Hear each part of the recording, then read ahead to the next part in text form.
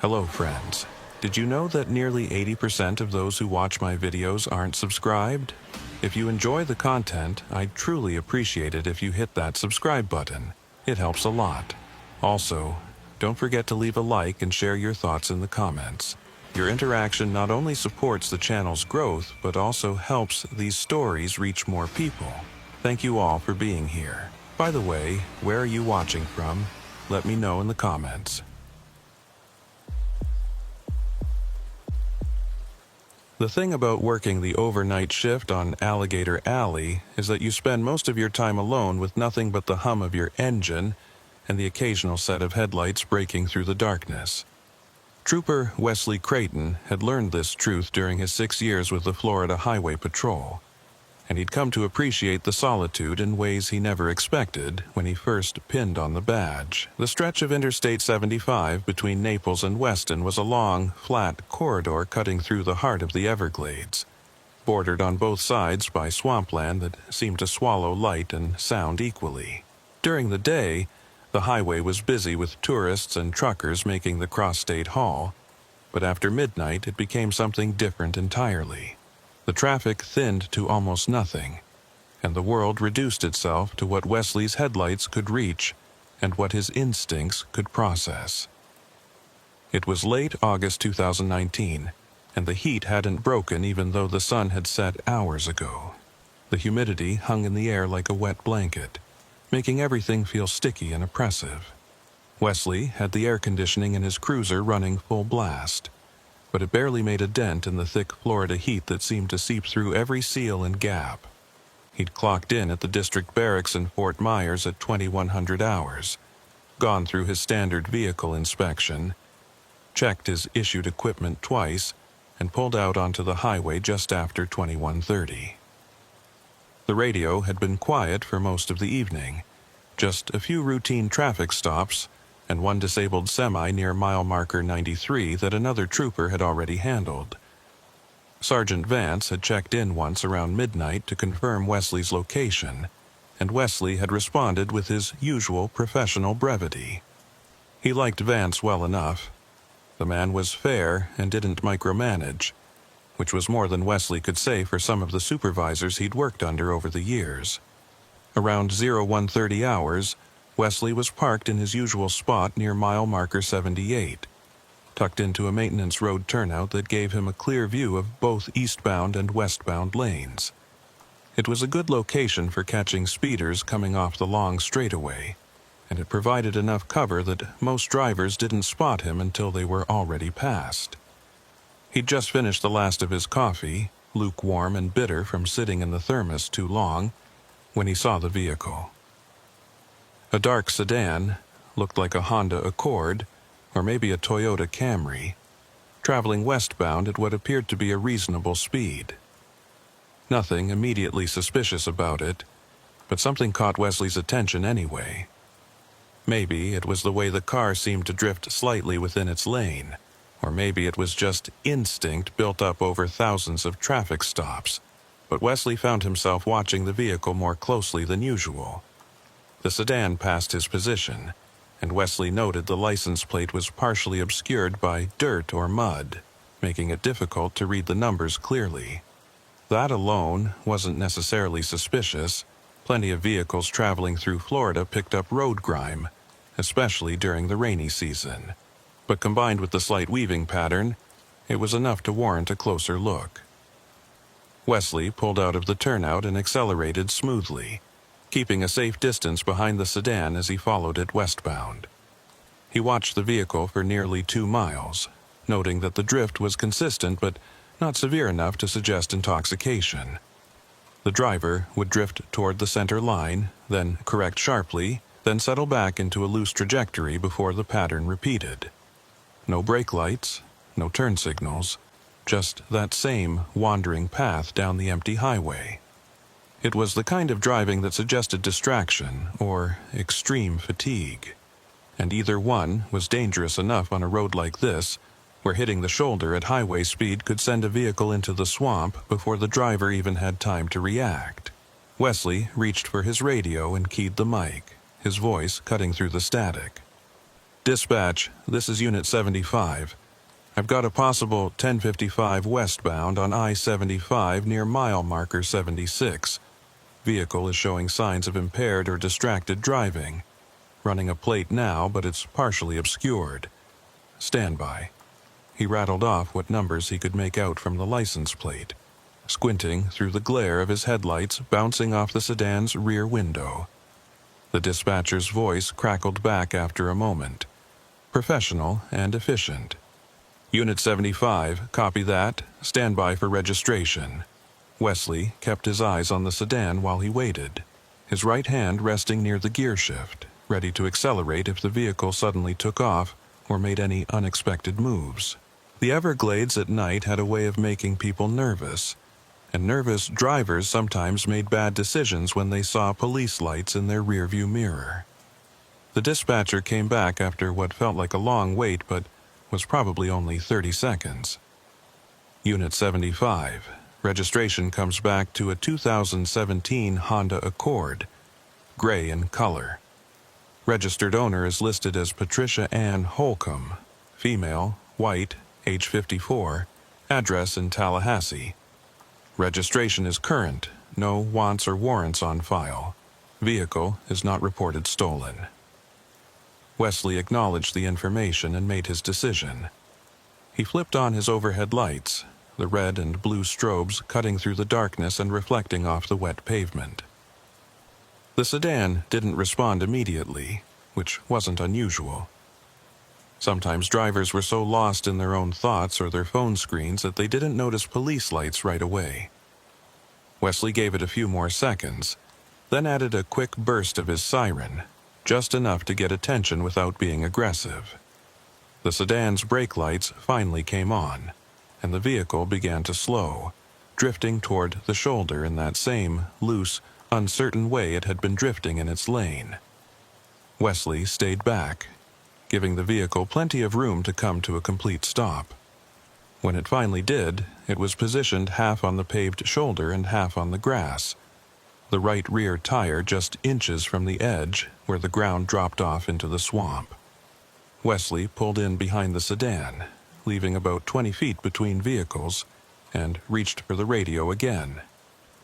Dispatch, 1027 at mile marker 75, westbound shoulder. Single occupant visible, appears to be a female driver matching the registered owner's description. Vehicle is a gray Honda Accord, plate number partially obscured but matches registration on file. Dispatch acknowledged, and Wesley took a moment to observe the vehicle and the surrounding area before stepping out of his cruiser.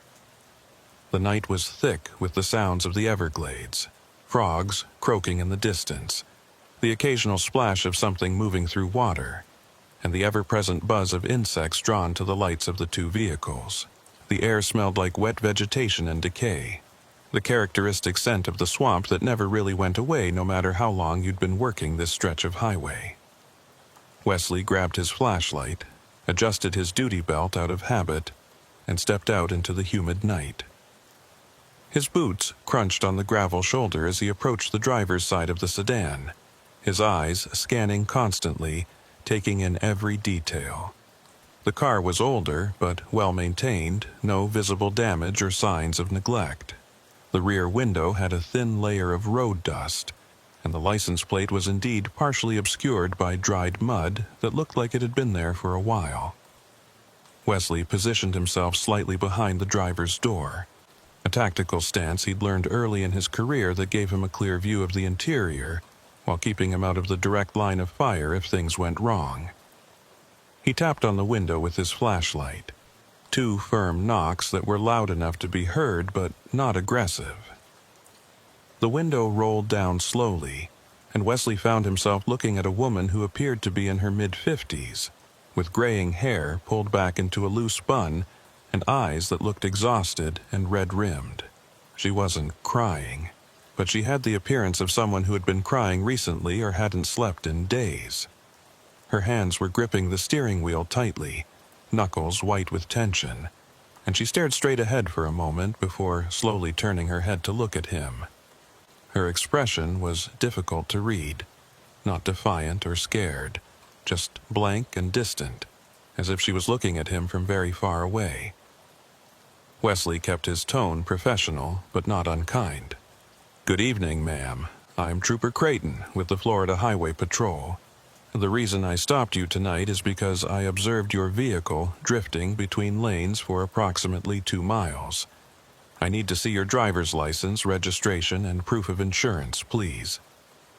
The woman blinked slowly, processing his words as if they were coming to her through water, or from a great distance. She didn't respond immediately, and Wesley could see her hands trembling slightly on the steering wheel. After what felt like a long pause, she reached over to the passenger seat with movements that were slow and mechanical, almost robotic. Wesley's training kicked in automatically, and he shifted his weight slightly, his right hand moving closer to his service weapon without actually touching it.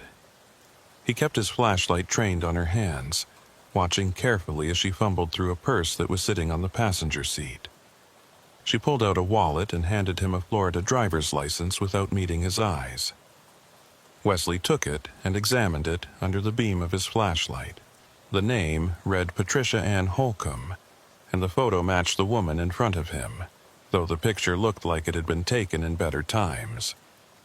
The woman in the photo was smiling slightly, her hair neatly styled, her face relaxed. The woman sitting in the car now looked like she'd aged 10 years since that photo was taken.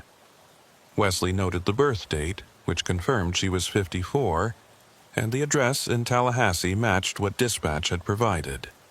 He handed the license back and repeated his request. "I'll also need your registration and proof of insurance, ma'am." Patricia reached into the glove compartment this time, her movements still slow and deliberate, and pulled out a folded envelope. She handed it to Wesley without a word, her eyes drifting back to stare straight ahead through the windshield at nothing in particular. Wesley opened the envelope and checked the documents. Everything appeared to be in order. The vehicle was registered to her, and the insurance was current with a policy through a major carrier.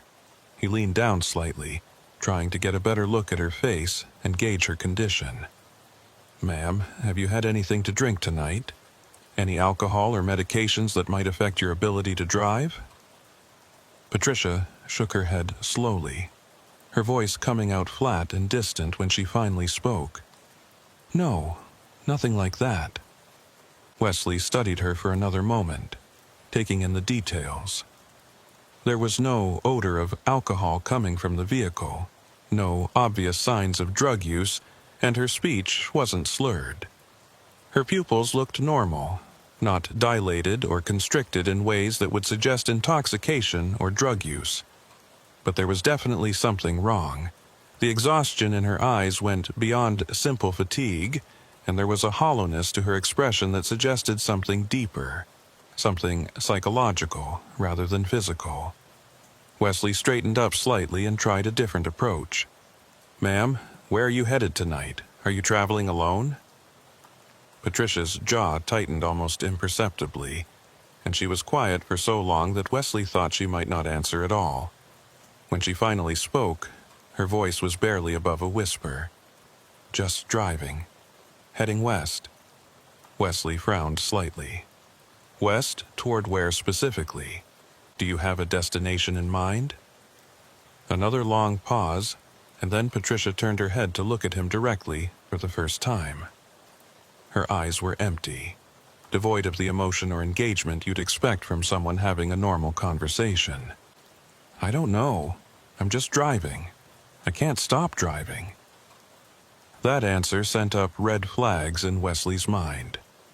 He'd worked enough welfare checks and mental health calls to recognize when someone was in crisis, and Patricia Ann Holcomb was showing multiple signs of psychological distress.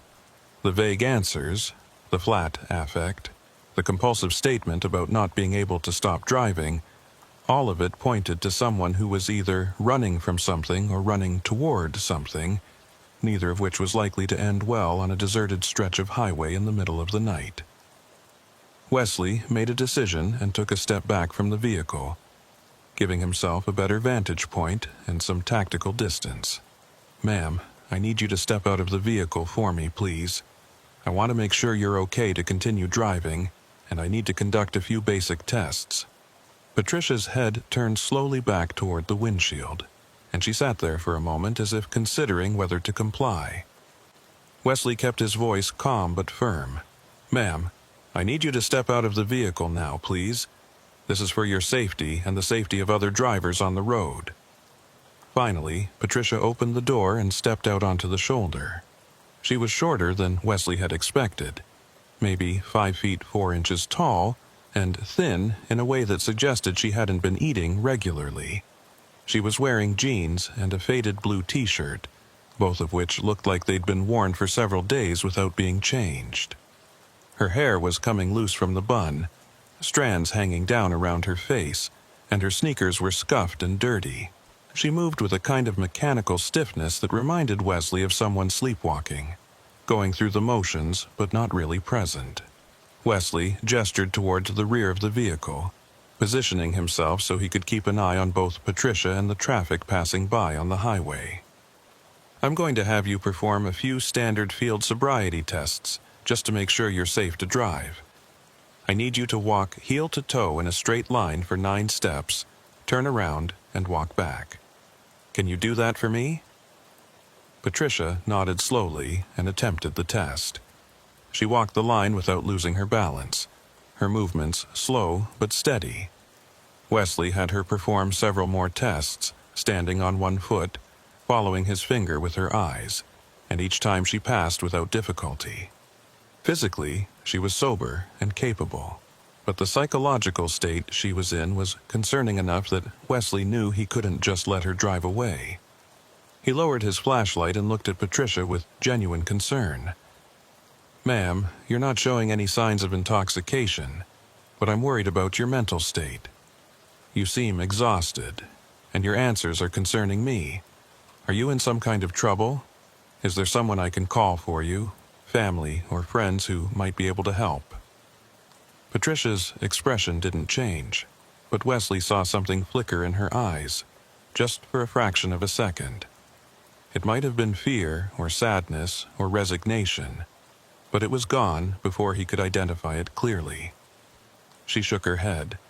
"I'm fine. I just need to keep moving. I have to keep driving." Wesley kept his voice gentle. "Why do you have to keep driving? What are you running from?" Patricia's lips pressed together in a thin line, and the walls Wesley had sensed went up even higher. "I'm not running from anything. I just can't stop. Not yet." Wesley tried one more approach. "Ma'am, if you're in danger, or if someone is threatening you, I can help. There are resources available, shelters, victim advocates, people who specialize in helping people in difficult situations, but I need you to tell me what's going on." Patricia looked at him for a long moment, and Wesley could see her considering it, weighing whether to trust him with whatever burden she was carrying. But in the end, she just shook her head again. "You can't help me. Nobody can help me. I just need to keep driving until I find it." Wesley's concern deepened. "Until you find what?" But Patricia had shut down completely now. Her face had gone blank again, and she stood there in silence, staring at the ground. Wesley knew he'd pushed as far as he could without crossing lines he wasn't supposed to cross. He couldn't force her to accept help if she didn't want it, and he couldn't detain her without probable cause for a crime. She wasn't intoxicated, she wasn't wanted. And technically she hadn't violated any laws beyond the minor lane drift that had prompted the initial stop. Wesley pulled out his citation book and wrote up a written warning for improper lane usage, then handed it to Patricia. "Ma'am, I'm going to let you go with a warning, but I strongly recommend you find a rest stop or a hotel and get some sleep. You're exhausted, and that's dangerous. If you keep driving in this condition, you're putting yourself and others at risk." Patricia took the paper without looking at it and nodded once. "Thank you, officer." She walked back to her car, climbed in, and started the engine. Wesley watched as she pulled back onto the highway, her taillights disappearing into the darkness, heading west. He stood there for a moment longer, the weight of the encounter settling on him like the humid air. Something about this stop felt fundamentally wrong, as if he'd just let something important slip through his fingers. He'd felt this way before on other calls, that sense that there was more to the story than what was visible on the surface, but this time it was stronger. Patricia Ann Holcomb wasn't just tired or distracted. She was searching for something, driven by a compulsion she couldn't or wouldn't explain, and Wesley had the sinking feeling that whatever she was looking for, she wasn't going to find anything good when she got there. He returned to his cruiser and sat in the driver's seat, staring at the empty highway ahead. The radio crackled with occasional traffic from other units, but Wesley barely heard it. His mind was turning over the details of the stop, replaying Patricia's words and the empty look in her eyes. "I can't stop driving.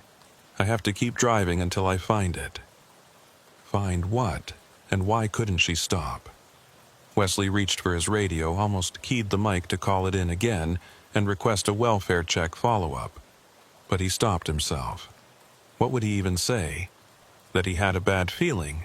That the woman seemed sad and tired?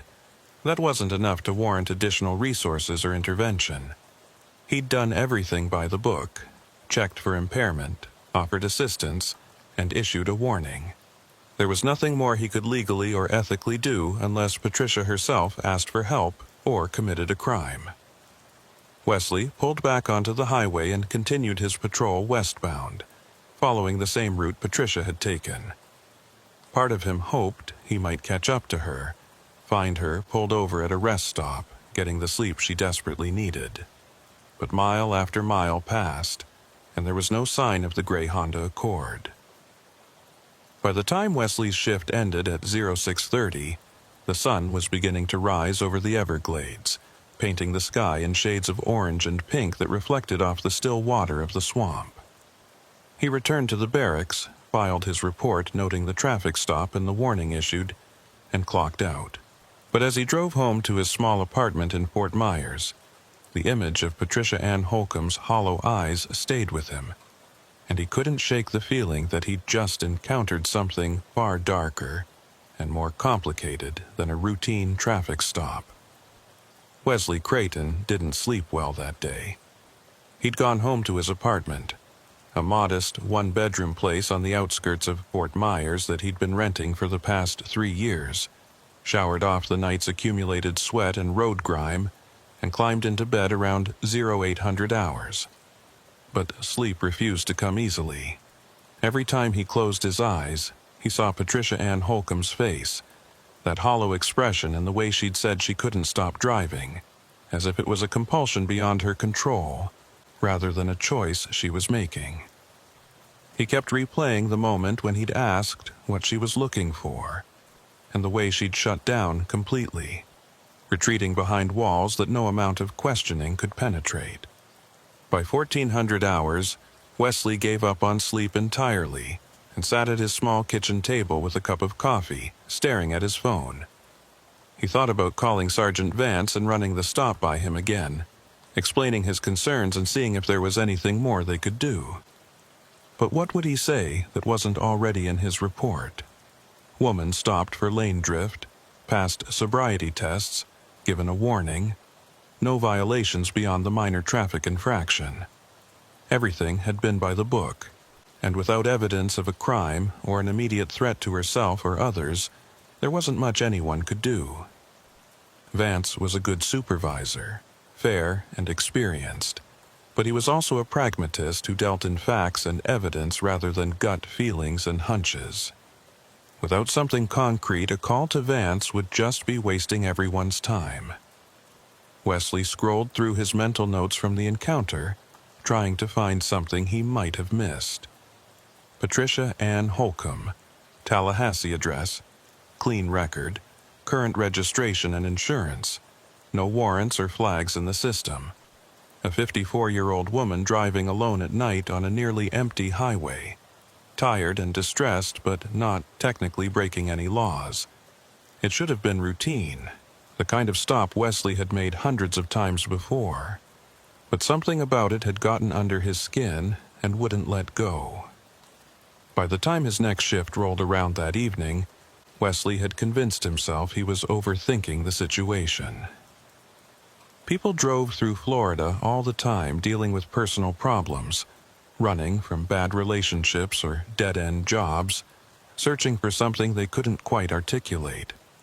It wasn't his job to fix their lives or solve their problems, only to keep the roads safe and enforce the laws. He clocked in at 2100 hours, went through his vehicle inspection with the same careful attention to detail he always used, and pulled out onto Interstate 75 just after 2130. The weather had shifted slightly, the humidity still oppressive, but now accompanied by distant flashes of lightning on the horizon that suggested a storm system moving in from the Gulf. Dispatch was busier tonight than it had been the previous evening. Multiple calls for minor accidents and a disabled vehicle near the Lee County line that was blocking the right lane. Wesley handled 2 routine traffic stops in the first hour, both for speeding, and was settling into the rhythm of the shift when the radio crackled with a call that made his attention sharpen immediately. All units in the vicinity of Interstate 75 westbound. We have a report of an abandoned vehicle near mile marker 68, just past the Collier County rest area. Caller reports the vehicle has been stationary on the shoulder for at least 2 hours with no occupant visible, requesting welfare check and 1027. Wesley grabbed the mic before any other unit could respond, his pulse quickening with a sense of recognition he couldn't quite explain. Dispatch, Unit 75, responding. I'm approximately 8 miles east of that location. ETA 10 minutes. Dispatch acknowledged, and Wesley accelerated westbound, his mind already running through possibilities. Mile marker 68 was about 7 miles west of where he'd stopped Patricia Holcomb the previous night, and she'd been heading in that direction when he'd let her go. It could be a coincidence. There were plenty of abandoned vehicles on this stretch of highway for various reasons. Mechanical failure, accidents, people who simply ran out of gas. But Wesley's instincts were telling him this wasn't a coincidence, and over 6 years of working the roads, he'd learned to trust those instincts. He covered the distance in just under 9 minutes, his headlights cutting through the darkness and illuminating the reflective markers along the shoulder. As he approached mile marker 68, his spotlight swept across the right shoulder and caught the outline of a vehicle parked at an awkward angle. The front end pointed slightly toward the swamp as if the driver had pulled over in a hurry. Wesley slowed and pulled in behind the vehicle, his overhead lights painting the scene in alternating red and blue. Even before he came to a complete stop, he recognized the gray Honda Accord and felt his stomach tighten with a mixture of vindication and dread. He keyed the radio, keeping his voice professional despite the adrenaline starting to pump through his system. Dispatch, Unit 75 on scene at mile marker 68. Vehicle is a gray Honda Accord, matches the description from my traffic stop last night. Florida registration appears to be the same vehicle registered to Patricia Ann Holcomb. No occupant visible from my current position. I'm going to conduct a 1027 now. Dispatch acknowledged, and Wesley sat in his cruiser for a moment, scanning the area and taking in the details. The Honda was parked completely on the shoulder this time, all 4 tires on the gravel, and the vehicle was dark with no lights on inside or out. The driver's door appeared to be closed, and there was no movement visible through the windows. Wesley stepped out of his cruiser, his hand instinctively checking that his service weapon was secure in its holster, and approached the Honda cautiously. The night sounds of the Everglades surrounded him, the constant chorus of frogs and insects punctuated by the occasional splash of something large moving through the water just beyond the tree line. The air smelled like standing water and vegetation, thick and heavy in his lungs. Wesley moved up along the driver's side of the vehicle, his flashlight beam sweeping across the interior. The car was empty. no occupant in the driver's seat or the passenger seat, and the back seat appeared clear as well. He tried the driver's door handle and found it unlocked, which immediately raised more flags in his mind. People didn't usually abandon their vehicles with the doors unlocked unless they'd left in a hurry or under some kind of duress. Wesley opened the door carefully, letting it swing wide, and leaned in to examine the interior more closely. The smell hit him immediately, not the metallic scent of blood or the chemical odor of drugs, but something stale and lived in, like someone had been spending extended periods of time in this vehicle. The driver's seat was pushed back as far as it would go, and there was a pillow and a blanket wadded up in the back seat along with several plastic grocery bags filled with what looked like clothes. The passenger seat had a road atlas open to a map of Florida, with several locations marked in red pen. Wesley studied the map for a moment, noting that the marks seemed to follow Interstate 75 from Tallahassee down through the state, with concentrations around certain areas in Collier County and further south toward the Miami area. There were also notes written in the margins of the map, dates and times that meant nothing to Wesley without more context, but which suggested Patricia had been planning this trip or tracking something specific. The center console held the usual debris of someone living out of their car, fast food receipts, empty water bottles, a half-eaten bag of chips, and several crumpled pieces of paper that looked like printouts from a computer. Wesley carefully extracted one of the papers and unfolded it, shining his flashlight on the text. It was a printout from a missing persons database, dated 3 weeks prior, showing a photograph of a young woman with dark hair and a bright smile. The information listed her name as Rebecca Lynn Pritchard, age 22, last seen in Tallahassee 6 months ago. The physical description noted she was 5 feet 6 inches tall, approximately 120 pounds, with brown hair and hazel eyes. There was a contact number listed for anyone with information, and at the bottom of the page, someone had written in pen, Alligator Alley, mile marker range 50-80, check rest areas and turnouts. Wesley felt a chill run down his spine despite the oppressive heat. He pulled out his phone and took several photographs of the printout, then carefully searched the rest of the vehicle's interior. In the glove compartment, he found more printouts, at least a dozen of them, all from the same missing persons database, and all showing different young women who had disappeared from various locations across northern Florida over the past 2 years. Some of the printouts had notes written on them, dates and locations, possible sightings or leads that had apparently gone nowhere. In the back seat, under the blanket, Wesley found a spiral notebook filled with handwritten entries that appeared to be a journal or log of some kind. He flipped through the pages quickly, seeing dates and locations, observations about traffic patterns and rest area activity, and what looked like license plate numbers with notes beside them.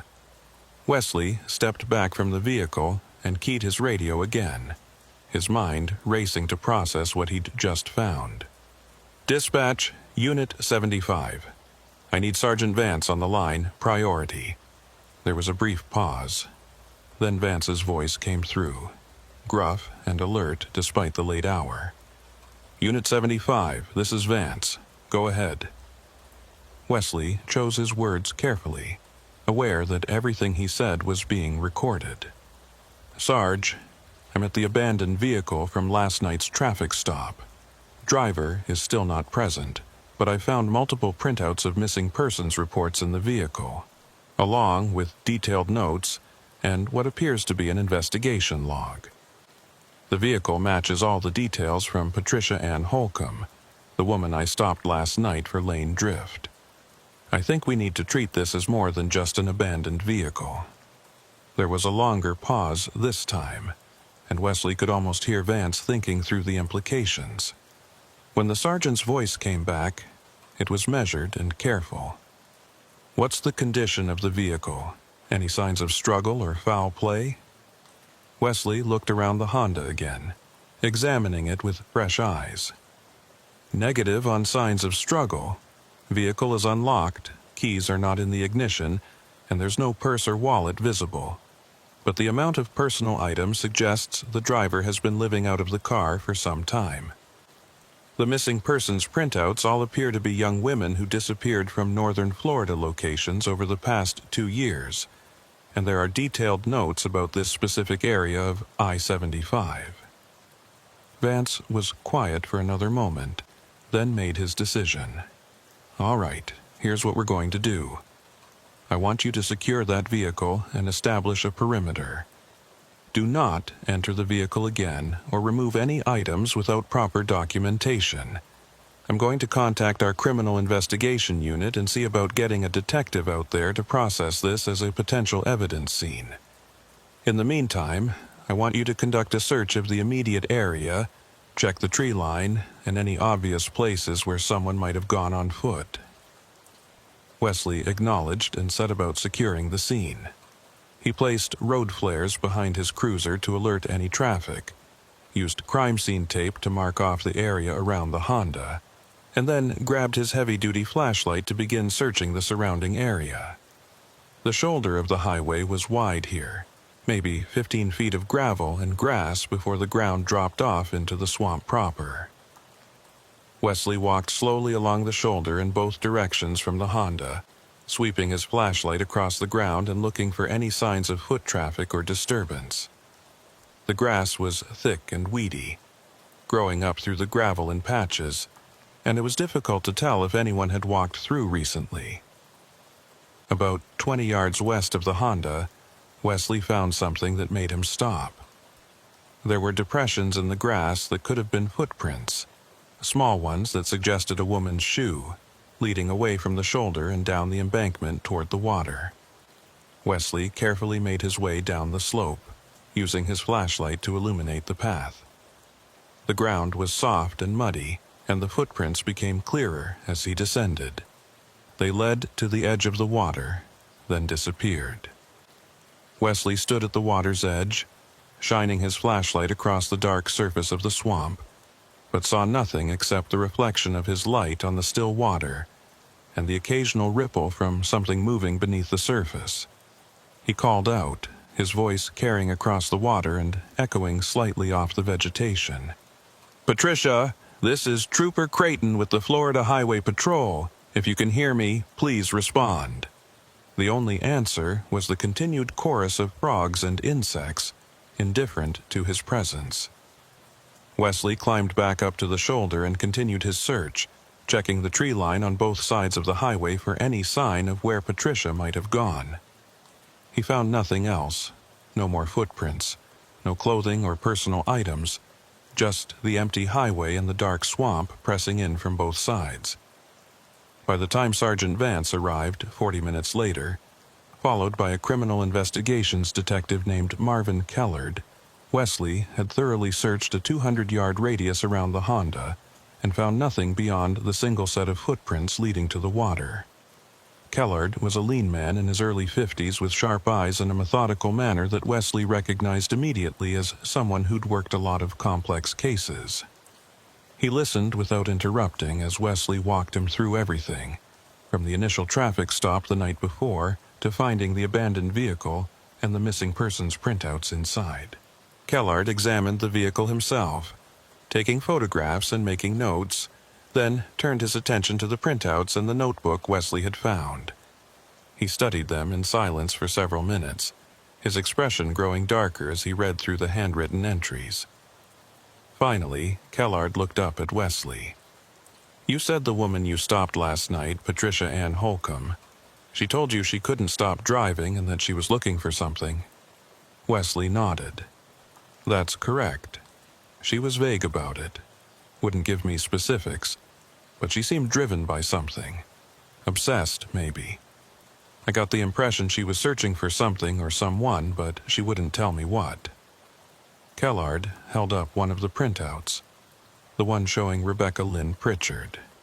"Did she mention this name or any of the other names on these missing persons reports?" Wesley shook his head. "No, sir. She didn't mention any names. She just kept saying she had to keep driving until she found it." Kellard was quiet for a moment, thinking. Rebecca Lynn Pritchard disappeared 6 months ago from Tallahassee. She was a college student at Florida State University, last seen leaving a bar with friends around midnight. Her car was found 3 days later, abandoned, on Interstate 75 near mile marker 72, about 4 miles from where we're standing right now. The case has been open ever since. No leads, no witnesses, no body. Just a missing 22-year-old woman who vanished into thin air. Wesley felt something click into place in his mind. Pritchard. That's the same last name as Patricia. Are they related? Kellard nodded slowly. According to the missing persons report, Rebecca Lynn Pritchard's mother is listed as the primary contact. Her name is Patricia Ann Holcomb Pritchard. Looks like she goes by her married name for some things and her maiden name for others, but it's the same person. Patricia is Rebecca's mother. The weight of that revelation settled on Wesley like a physical thing. Patricia Ann Holcomb wasn't just some distressed woman driving aimlessly through the night. She was a mother searching for her missing daughter, following a trail of missing persons cases that all seemed to intersect in this particular stretch of the Everglades. The printouts, the detailed notes, the obsessive documentation of license plates and locations. It all made sense now in a way that was both heartbreaking and deeply troubling. Wesley looked at Kellard. So she's been out here conducting her own investigation. Kellard's expression was grim. Looks that way. And based on these notes, she's been doing it for months. She's tracked down at least a dozen cases of young women who disappeared along this corridor, all of them within a similar age range and physical description to her daughter. She's documented patterns, identified what she thinks are suspicious vehicles, and she's been living out of her car while she does it. Sergeant Vance, who'd been listening to the exchange, spoke up. The question is, where is she now? And did she find something that put her in danger? Kellard looked toward the water where Wesley had found the footprints. We need to organize a search. If she went into the swamp, either voluntarily or because someone forced her, we need to find her quickly. This environment is unforgiving, and if she's injured or lost out there, she won't survive long. Vance nodded and reached for his radio to coordinate additional resources. Wesley stood by the Honda, looking at the collection of missing persons printouts spread across the hood where Kellard had laid them out. 12 young women, all between the ages of 19 and 25, all disappeared from northern Florida locations over the past 2 years, and all of their vehicles had been found abandoned along Interstate 75 in Collier County. The pattern was impossible to ignore, and Patricia had clearly seen it too. She'd been trying to find her daughter, but somewhere along the way she'd uncovered something much larger and more sinister. Kellard walked over to stand beside Wesley, following his gaze to the printouts. You did good work stopping her last night and documenting your observations. Without your report, we wouldn't have connected her to this vehicle or understood what she was doing out here. Wesley didn't feel like he'd done good work. He felt like he'd let a grieving mother slip through his fingers, failed to see the depth of her desperation, and now she was missing too, possibly another victim of whatever predator had been hunting along this stretch of highway. He looked at Kellard. What's the plan now? Kellard began gathering up the printouts and placing them in evidence bags. First, we process this vehicle completely and document everything. Then we organize a grid search of the area, starting with the water where you found the footprints and expanding outward. We'll need to contact Patricia's family, see if anyone knows what she was doing, or if she communicated her plans to anyone. And we need to pull every piece of data we can on these missing persons cases, see if there are any connections beyond the obvious geographic pattern. Wesley watched as a tow truck arrived to impound the Honda, and as additional patrol units and search and rescue personnel began assembling for the search operation. The night was wearing on, the distant storm clouds moving closer and bringing with them the threat of rain that would make searching the swamp even more difficult. Wesley joined the search teams, wading through knee-deep water and pushing through thick vegetation, calling Patricia's name into the darkness and getting nothing back but the indifferent sounds of the Everglades. By the time the sun began to rise, painting the sky in shades of red and orange that seemed ominous rather than beautiful, they'd found nothing. No body, no clothing, no additional footprints beyond the single trail leading to the water. Patricia Ann Holcomb had vanished as completely as her daughter had 6 months before, swallowed by the same stretch of highway that had claimed so many others. Wesley stood on the shoulder as the search was suspended to regroup and plan the next phase, and he stared out at the swamp with a growing sense of dread that this case was far from over, and that whatever Patricia had found in her desperate search for answers, it had found her first. The search for Patricia Ann Holcomb continued throughout the following day, expanding from the immediate area around mile marker 68 to a wider grid that covered several square miles of swampland on both sides of Interstate 75. Wesley Creighton worked a double shift, refusing to go home even when Sergeant Vance offered to relieve him. He felt a personal responsibility for Patricia's disappearance, a nagging sense that if he'd pushed harder during that initial traffic stop, if he'd recognized the depth of her obsession and desperation, maybe she wouldn't have vanished into the Everglades. Police Marvin Kellard coordinated the search effort from a command post set up near the Collier County Rest Area, bringing in resources from multiple agencies including the Collier County Sheriff's Office, the Florida Fish and Wildlife Conservation Commission, and a specialized swamp search team that had experience navigating the unique challenges of the Everglades environment. By midday, they deployed airboats to search the deeper water channels and had tracking dogs working the areas where the vegetation was dense enough to hide a person, but not so thick that the dogs couldn't move through it. The heat was brutal, the kind of oppressive Florida summer heat that made every breath feel like inhaling steam, and the humidity hung in the air so thick you could almost see it. Wesley worked alongside a fish and wildlife officer named Dutch Carmody, a weathered man in his 60s who'd spent his entire career in the Everglades and knew the terrain better than anyone. They pushed through sawgrass that cut at exposed skin, waded through water that was sometimes ankle deep and sometimes chest deep, and constantly watched for alligators and snakes that were far more at home in this environment than any human could ever be. Dutch pointed out signs that Wesley would have missed, disturbances in the vegetation that might indicate someone had passed through, broken branches that were too fresh to be from natural causes, and areas where the water was disturbed in patterns that suggested recent activity rather than just the normal movement of wildlife. But despite all the expertise and effort, they found nothing conclusive. There were no more footprints beyond the ones Wesley had discovered leading to the water's edge. No articles of clothing snagged on branches. No signs of struggle or violence. It was as if Patricia had simply walked into the swamp and been absorbed by it, leaving no trace behind. By late afternoon, Kellard made the difficult decision to scale back the active search and shift to a recovery mode, which everyone understood meant they were no longer looking for a living person, but rather for a body. Wesley couldn't accept that, not yet, but he understood the practical realities.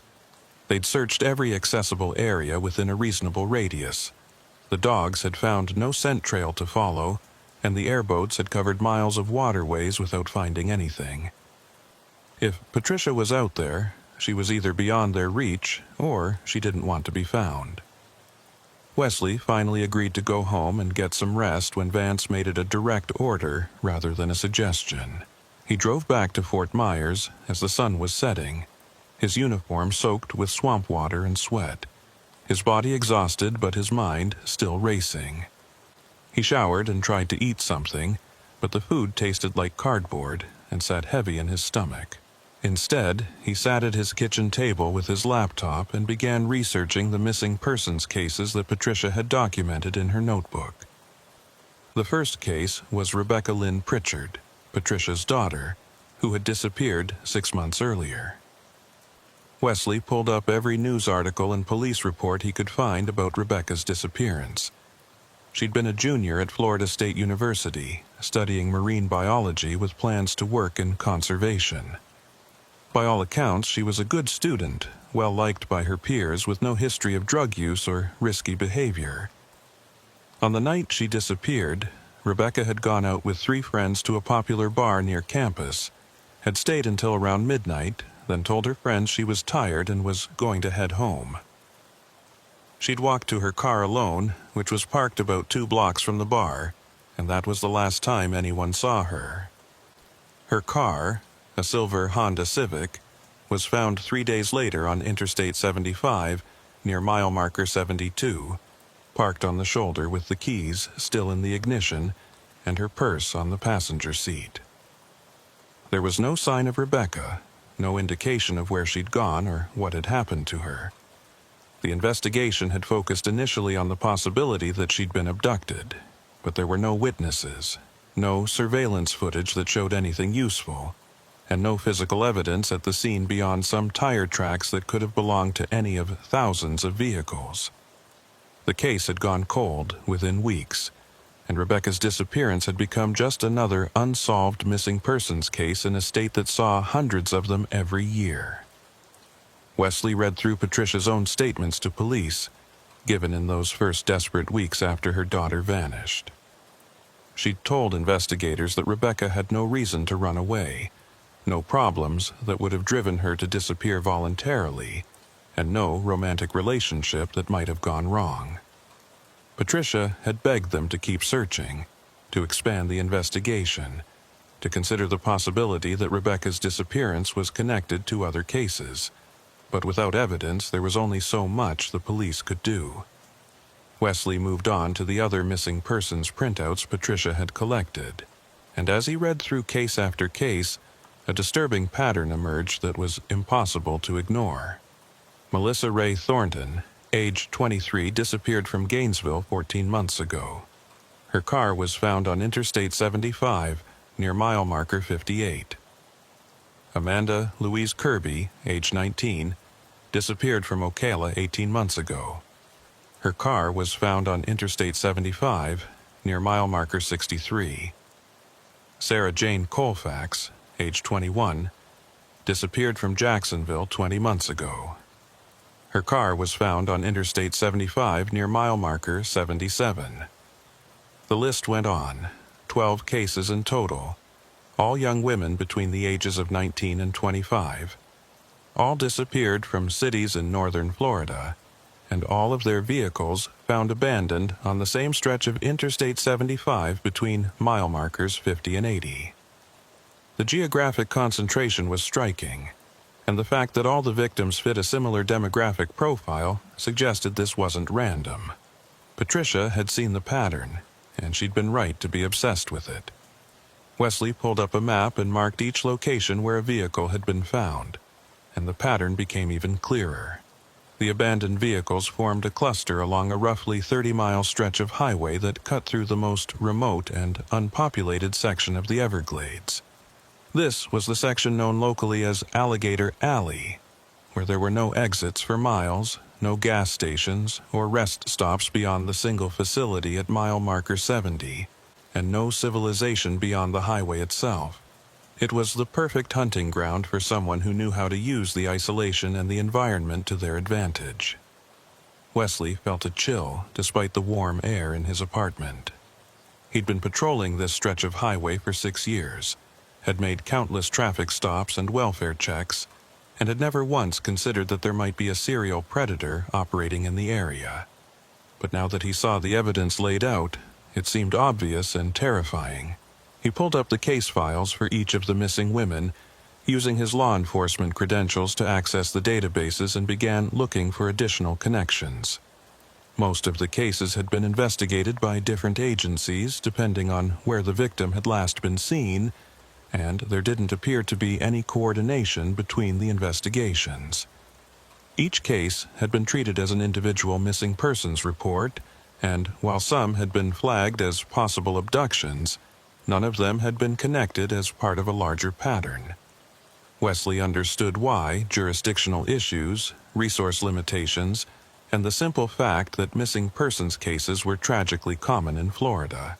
But Patricia had connected them because she'd been looking at the evidence through the lens of a mother's desperation, and she'd seen what the professional investigators had missed.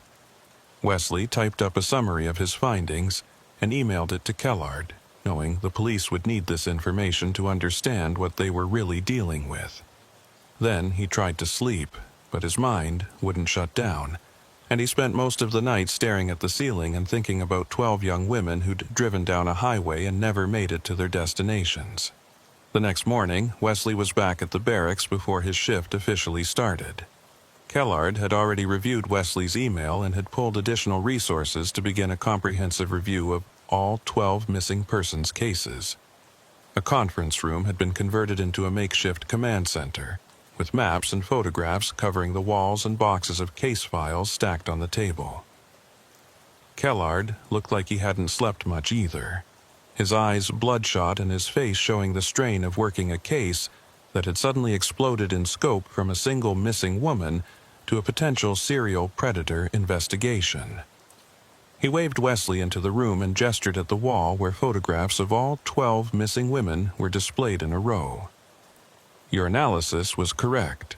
We've been looking at this as 12 separate cases, but when you put them together like this, the pattern is undeniable. Same stretch of highway, same victim profile, same method of abandoning the vehicles.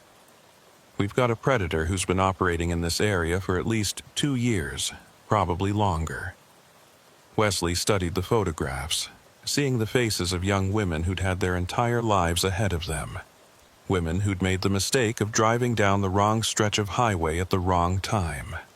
Rebecca Pritchard smiled out from her photo, her eyes bright with the kind of optimism that comes from being young and believing the world is full of possibilities. Wesley thought about Patricia, about how that optimism had been destroyed when her daughter vanished, and how Patricia had spent the last 6 months trying to find answers in a swamp that didn't give up its secrets easily. Kellard continued, his voice grim. I've been in contact with the FBI's Violent Criminal Apprehension Program. They're sending a team down to review the cases and provide support. This is beyond our resources now. We need federal involvement. But in the meantime, we need to figure out where Patricia Holcomb went and whether her disappearance is connected to the same perpetrator. Wesley turned away from the photographs. She was searching for her daughter. Based on her notes, she'd been driving this route for months, watching traffic patterns, documenting vehicles she thought were suspicious. If she identified the perpetrator or got too close to something he wanted to keep hidden, he might have targeted her the same way he targeted the others. Kellard nodded slowly. That's my thinking too. But we have a problem. Patricia's vehicle was found at mile marker 68, which is right in the middle of the cluster zone. If she went into the swamp voluntarily because she saw something or was following a lead, we might never find her. That terrain is impossible to search completely. There are thousands of acres of wetland and hammocks where a body could be hidden and never recovered. And if she was taken by our perpetrator, he's had plenty of time to dispose of evidence. Sergeant Vance entered the room carrying a folder, his expression troubled. We just got something from Patricia Holcomb's phone records. She made several calls in the hours before her vehicle was abandoned, including one to a local number that belongs to a woman named Eula Mae Pritchard. That's Rebecca's grandmother, Patricia's mother. I've got contact information if you want to follow up. Kellard took the folder and scanned the contents. We need to talk to her. If Patricia communicated what she was doing or what she'd found, the grandmother might have information that could help us. Wesley spoke up before Kellard could assign someone else to the interview. I'd like to be there when you talk to her. I was the last law enforcement officer to see Patricia alive, and I want to help bring her home. Kellard studied Wesley for a moment, then nodded. All right, you're with me. Let's go. They drove to Eula Mae Pritchard's address, which turned out to be a modest mobile home in a quiet park on the outskirts of Naples, about 40 minutes from where they'd found Patricia's abandoned vehicle. The mobile home was well maintained with flower boxes in the windows and a small garden plot beside the concrete pad where it sat. An older woman, probably in her 70s, answered the door when Kellard knocked. She had gray hair pulled back in a bun and eyes that were red-rimmed from crying. She looked at their uniforms and badges, and Wesley saw something crumble in her expression, as if she'd been waiting for this moment and dreading it at the same time. "You found her," Eula May said, her voice breaking. "You found Patricia." Kellard's voice was gentle but professional. "Ma'am, I'm Police Marvin Kellard, and this is Trooper Wesley Creighton. We're investigating your daughter Patricia's disappearance. May we come in and talk with you?" Eula May stepped aside and let them enter, leading them to a small living room that was crowded with photographs of family members at various stages of life. Wesley immediately spotted several pictures of a young woman he recognized as Rebecca Pritchard, smiling and healthy and alive. There were also more recent photographs showing Patricia with Rebecca, mother and daughter together at what looked like a graduation ceremony or birthday celebration. Eula May sat down heavily in an armchair and gestured for them to sit on the couch. "I knew something bad had happened. Patricia called me 2 nights ago, late, maybe around midnight. She was upset, talking fast, saying she'd found something important. She said she'd been watching a vehicle for weeks, following it, and she finally had proof." Kellard leaned forward, his attention sharpening. "What kind of proof? Did she tell you what vehicle she was following or who was driving it?" Eula May shook her head, wiping at her eyes with a tissue. "She didn't give me details, just said it was a truck. A white truck that she'd seen multiple times in the areas where those girls' cars were found.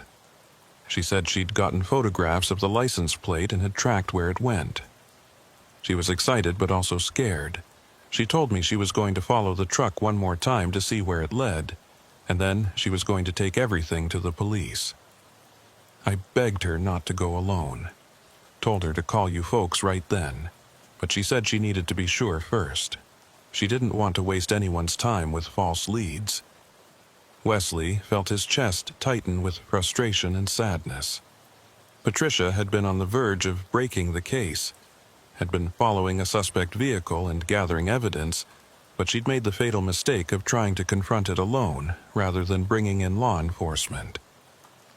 It was the kind of decision a desperate mother would make, driven by the need to find answers and unwilling to wait for official channels that had already failed her once.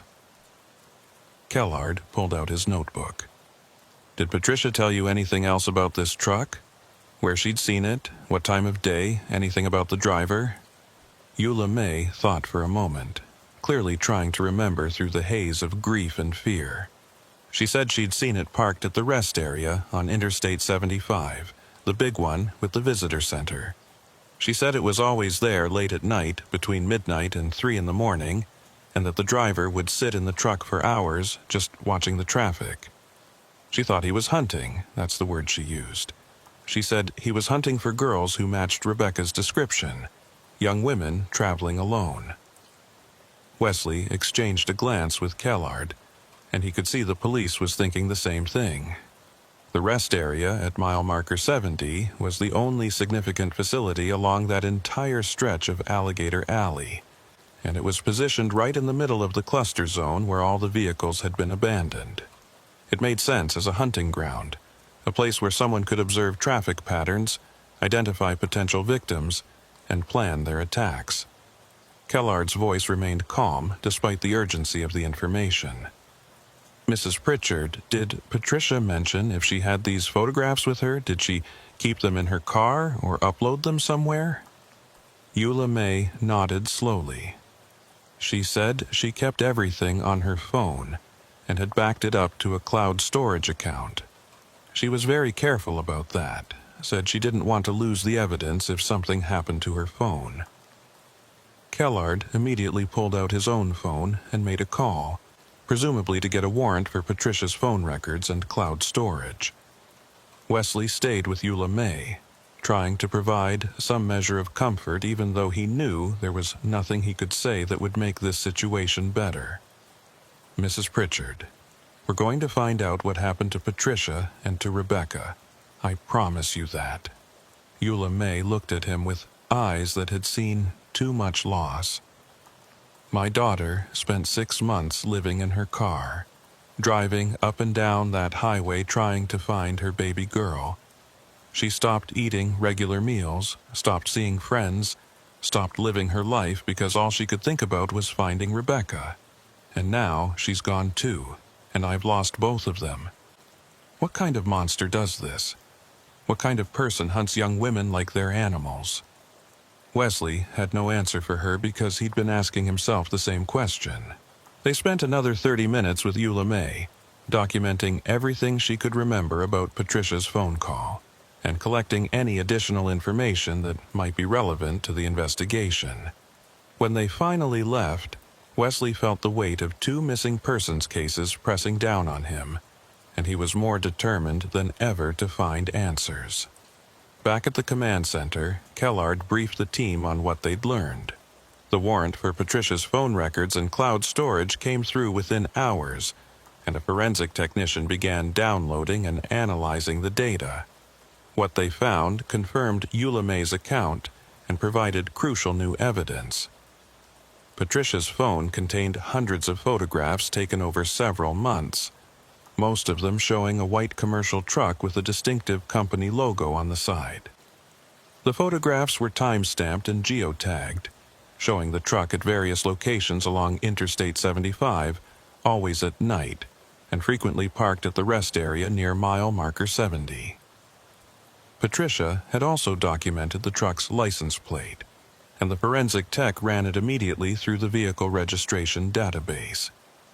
The truck was registered to a commercial landscaping company based in Fort Myers, and the listed driver was an employee named Curtis Ray Landrum, age 42, with an address in Lehigh Acres. A background check revealed that Landrum had a prior criminal record, including 2 arrests for voyeurism and 1 for attempted kidnapping that had been pleaded down to a lesser charge.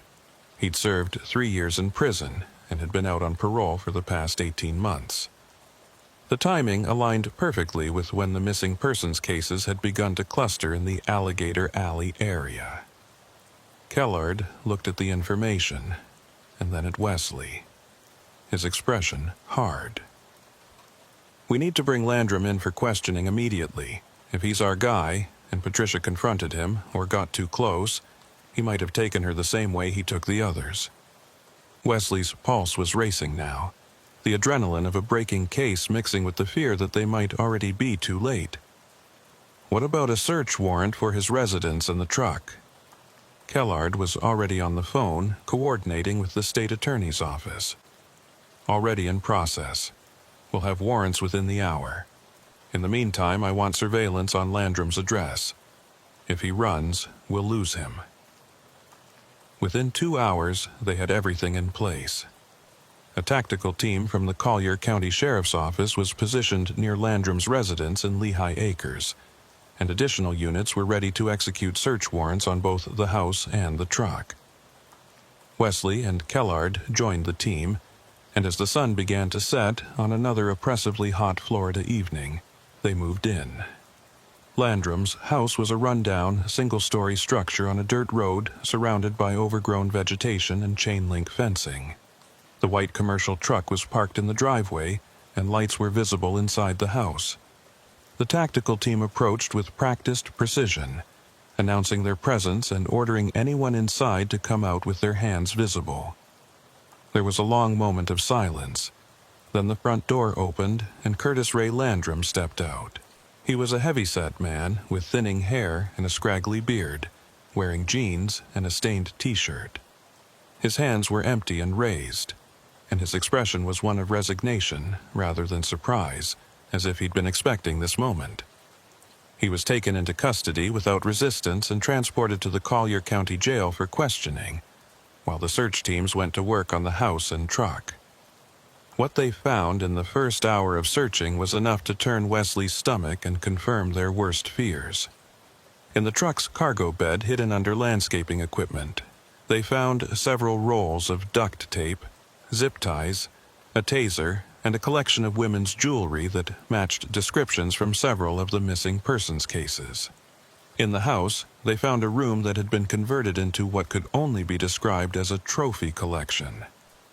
Photographs covered one wall, candid shots of young women who appeared to have been taken without their knowledge. Some of the faces matched the missing women from Patricia's list, and Wesley recognized Rebecca Pritchard among them.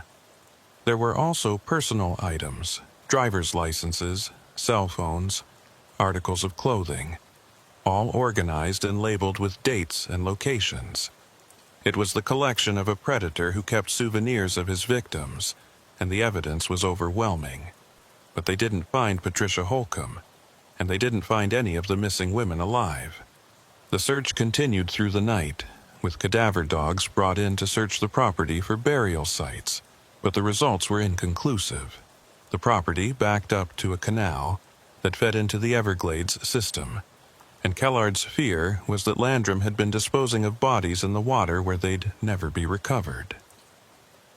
Wesley stood in Landrum's trophy room, surrounded by the faces of 12 young women who'd made the mistake of crossing paths with a monster, and he felt a rage building in him that he had to consciously suppress. This was the man who'd been hunting along Alligator Alley for 2 years, who'd targeted Patricia's daughter and then Patricia herself when she'd gotten too close to the truth. And now they had to extract a confession from him and find out where the bodies were. Because without that information, families like Eula Mae Pritchard would never have closure.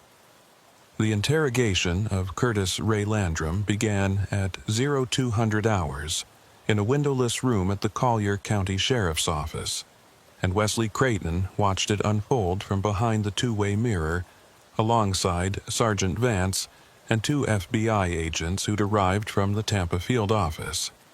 Police Marvin Kellard sat across the table from Landrum, a folder containing photographs and evidence reports positioned between them, and the digital recorder's red light glowing steadily in the corner.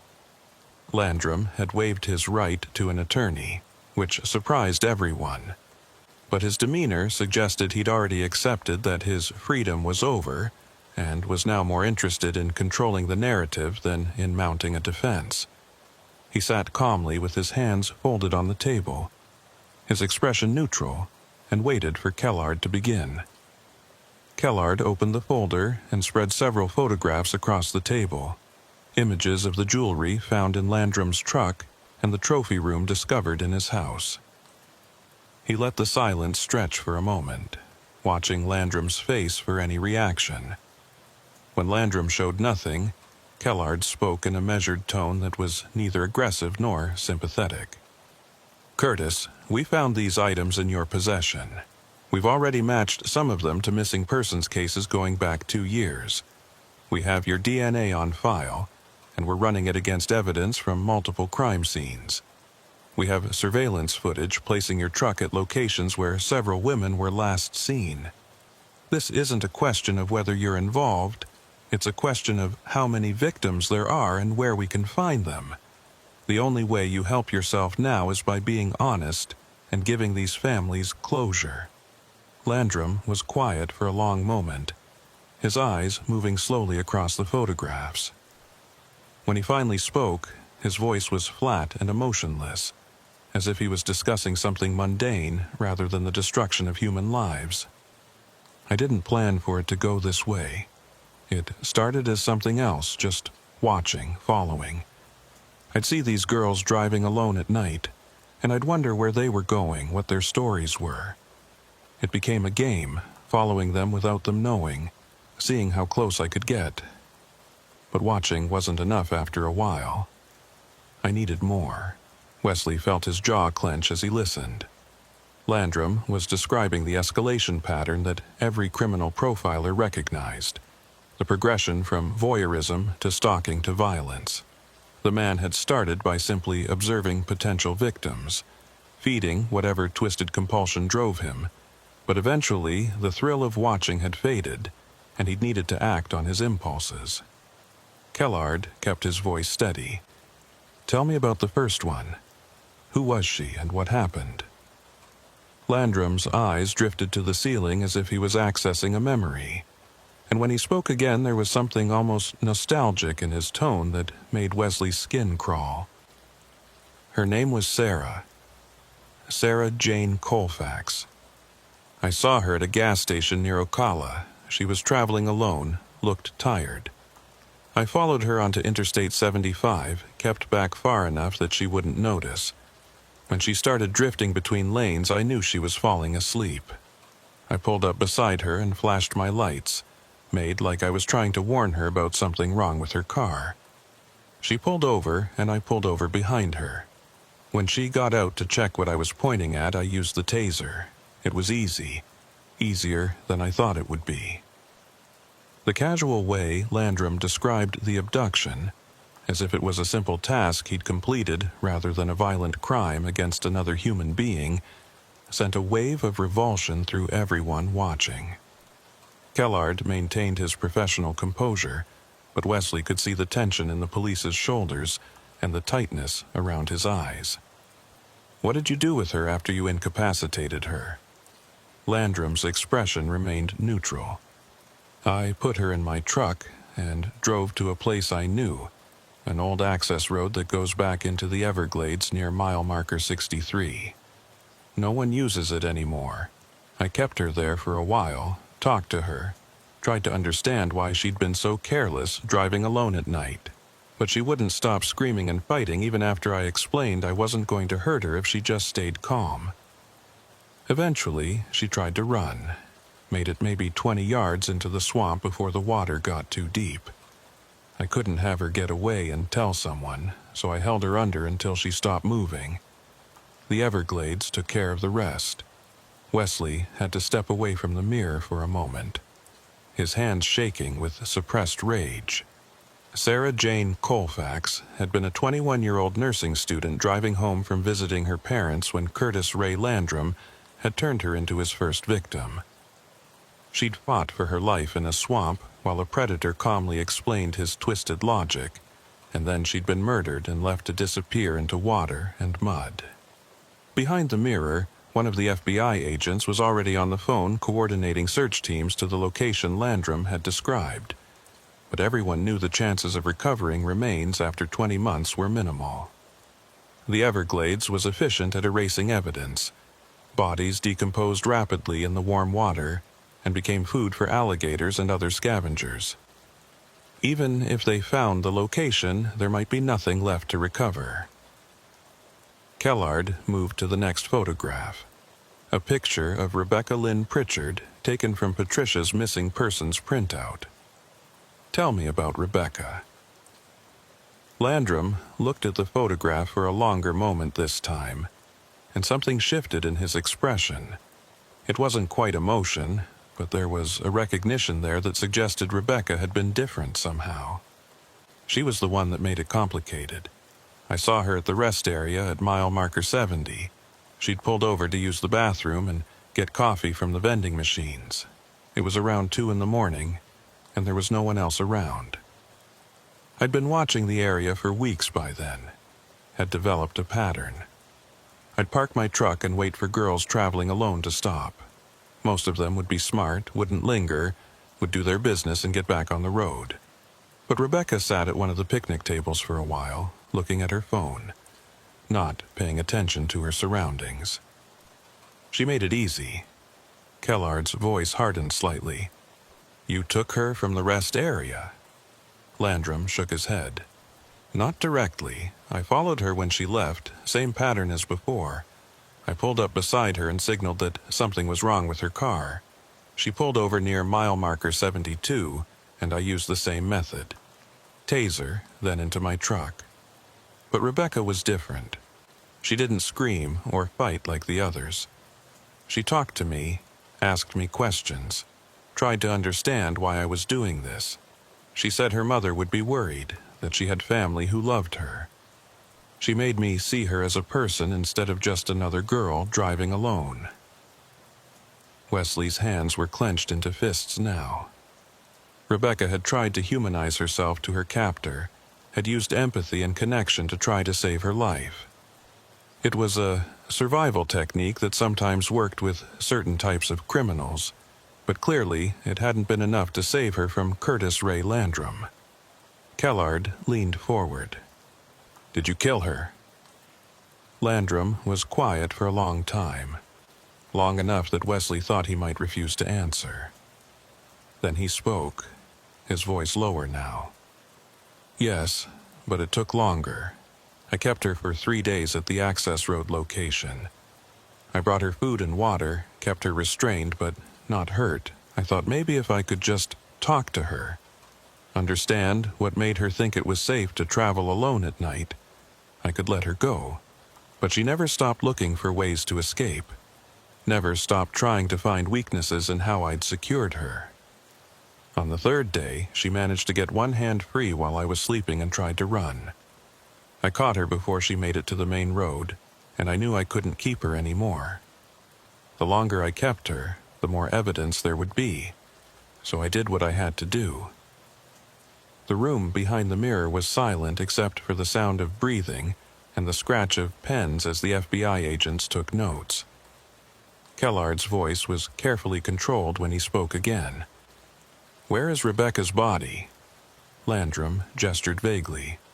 "Same place as the others. The water takes them. I weighted her down with cinder blocks from my truck, but the gators and the current do the rest. You might find bones if you search long enough, but probably not. The Everglades doesn't give things back easily." Kellard moved through the remaining photographs, and over the next 2 hours, Landrum provided details about 8 more victims. He described their abductions with the same clinical detachment, explaining his methods and his reasoning as if he was walking someone through a recipe rather than confessing to multiple murders. Each story followed a similar pattern. Young women traveling alone at night, made vulnerable by fatigue or distraction, lured into stopping by Landrum's fake concern about their vehicle, then incapacitated and taken to remote locations in the Everglades where their screams couldn't be heard and their bodies would never be found. When Kellard finally placed a photograph of Patricia Ann Holcomb on the table, Wesley straightened up and moved closer to the mirror. This was the answer he'd been waiting for, the question that had been haunting him since he'd found Patricia's abandoned vehicle. Kellard's voice carried a new edge now. "Tell me about Patricia." Landrum looked at the photograph, and for the first time showed something that might have been regret, or perhaps just irritation at having been caught. She was the one who figured it out. I'd seen her at the rest area multiple times over several months. At first, I thought she was another potential target, but she never stayed long enough and she was always watching, always writing things down. Eventually, I realized she was watching me. She'd park on the far side of the lot where she thought I couldn't see her, and she'd photograph my truck. She was documenting me. Kellard nodded slowly. "Patricia was investigating you because you'd killed her daughter. She spent 6 months trying to find evidence to bring to the police." Landrum's jaw tightened slightly. "I didn't know Rebecca was her daughter until later. If I'd known, I might have been more careful. But by the time I realized Patricia was a threat, she'd already gathered too much information. 2 nights ago, she followed me when I left the rest area. I led her down to the old access road thinking I could lose her in the back roads, but she stayed with me. When we both stopped, she got out of her car and approached my truck. She had her phone out, was taking pictures, said she was calling the police right then. I couldn't let that happen." Wesley felt something cold settle in his chest. Patricia had been so close to ending this, had been moments away from calling for help, but Landrum had stopped her. Kellard's voice was quiet. "What did you do to her?" Landrum looked down at his hands. "I used the taser, same as always, loaded her into my truck and drove to a different location, deeper in the Everglades where even the airboats don't go. There's a sinkhole there. natural limestone formation that drops maybe 80 feet straight down into water. I weighted her the same way I weighted the others and dropped her in. She's not coming back. The words hit Wesley like a physical blow. Patricia Ann Holcomb had spent 6 months searching for her daughter, had gotten closer than any law enforcement agency to identifying the predator responsible. And in the end, she'd become another victim of the same man who'd taken Rebecca. Mother and daughter, both consumed by the Everglades, both denied the dignity of a proper burial or the closure that comes from being found. Kellard gathered the photographs and closed the folder. You're going to take us to these locations, every single one. We're going to recover whatever remains can be recovered, and we're going to give these families whatever closure is possible. Landrum nodded slowly. I'll show you where they are, but don't expect to find much. The swamp takes everything eventually. The interrogation ended, and Landrum was returned to his cell while the search teams prepared for what everyone knew would be a long and difficult process. Wesley stepped out of the observation room and walked down the hallway, needing air and space to process what he'd just heard. He found himself outside in the parking lot as the sun was beginning to rise, the sky turning from black to deep purple to orange, and he stared out toward the west where the Everglades waited, silent and indifferent to the human tragedies it had witnessed. Over the following weeks, Curtis Ray Landrum was transported under heavy guard to multiple locations throughout the Everglades, each one identified from his descriptions and Patricia's documentation. Search teams in airboats and full protective gear worked in oppressive heat and dangerous conditions, probing the water and mud for any trace of the 12 women who'd disappeared.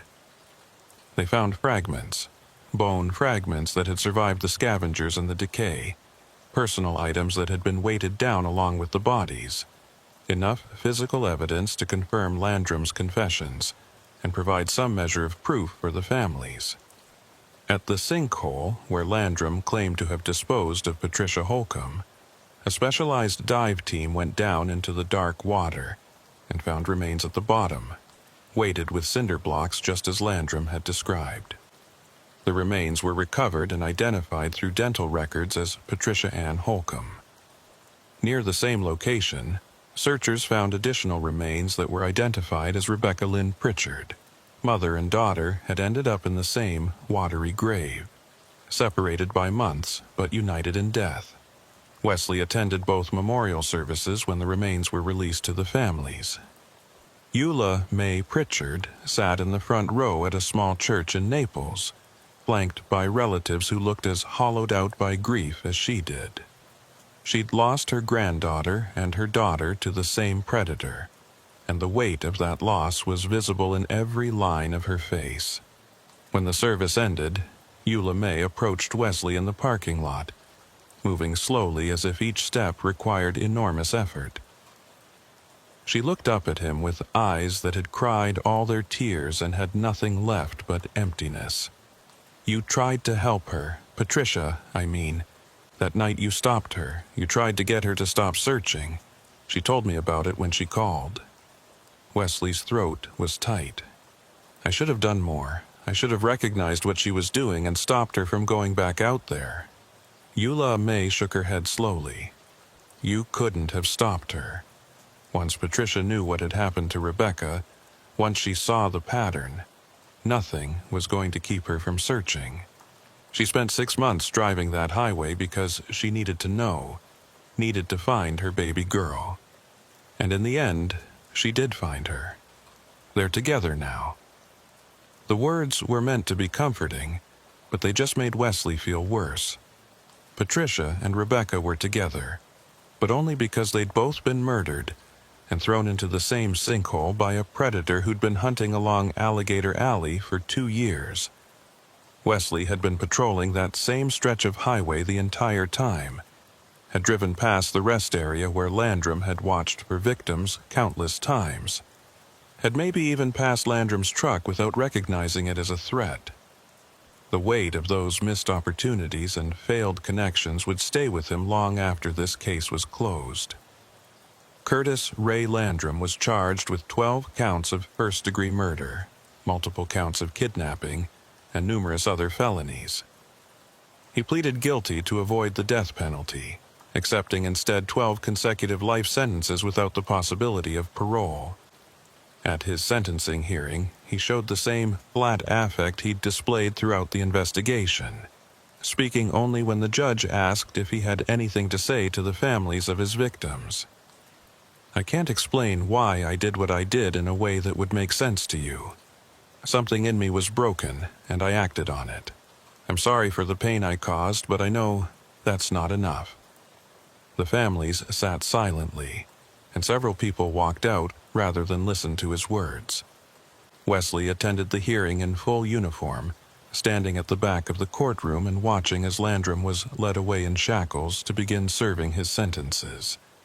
It should have felt like justice, like closure, but it just felt empty. The case became national news for a brief period. Another story about a serial killer operating in plain sight. And then the media attention faded and moved on to other tragedies. Wesley returned to his regular patrol duties on Alligator Alley, working the same overnight shifts and covering the same stretches of highway where 12 women had lost their lives. But everything felt different now. Every vehicle he stopped, every welfare check he conducted, carried the weight of knowing what could be hidden beneath the surface of a routine traffic stop.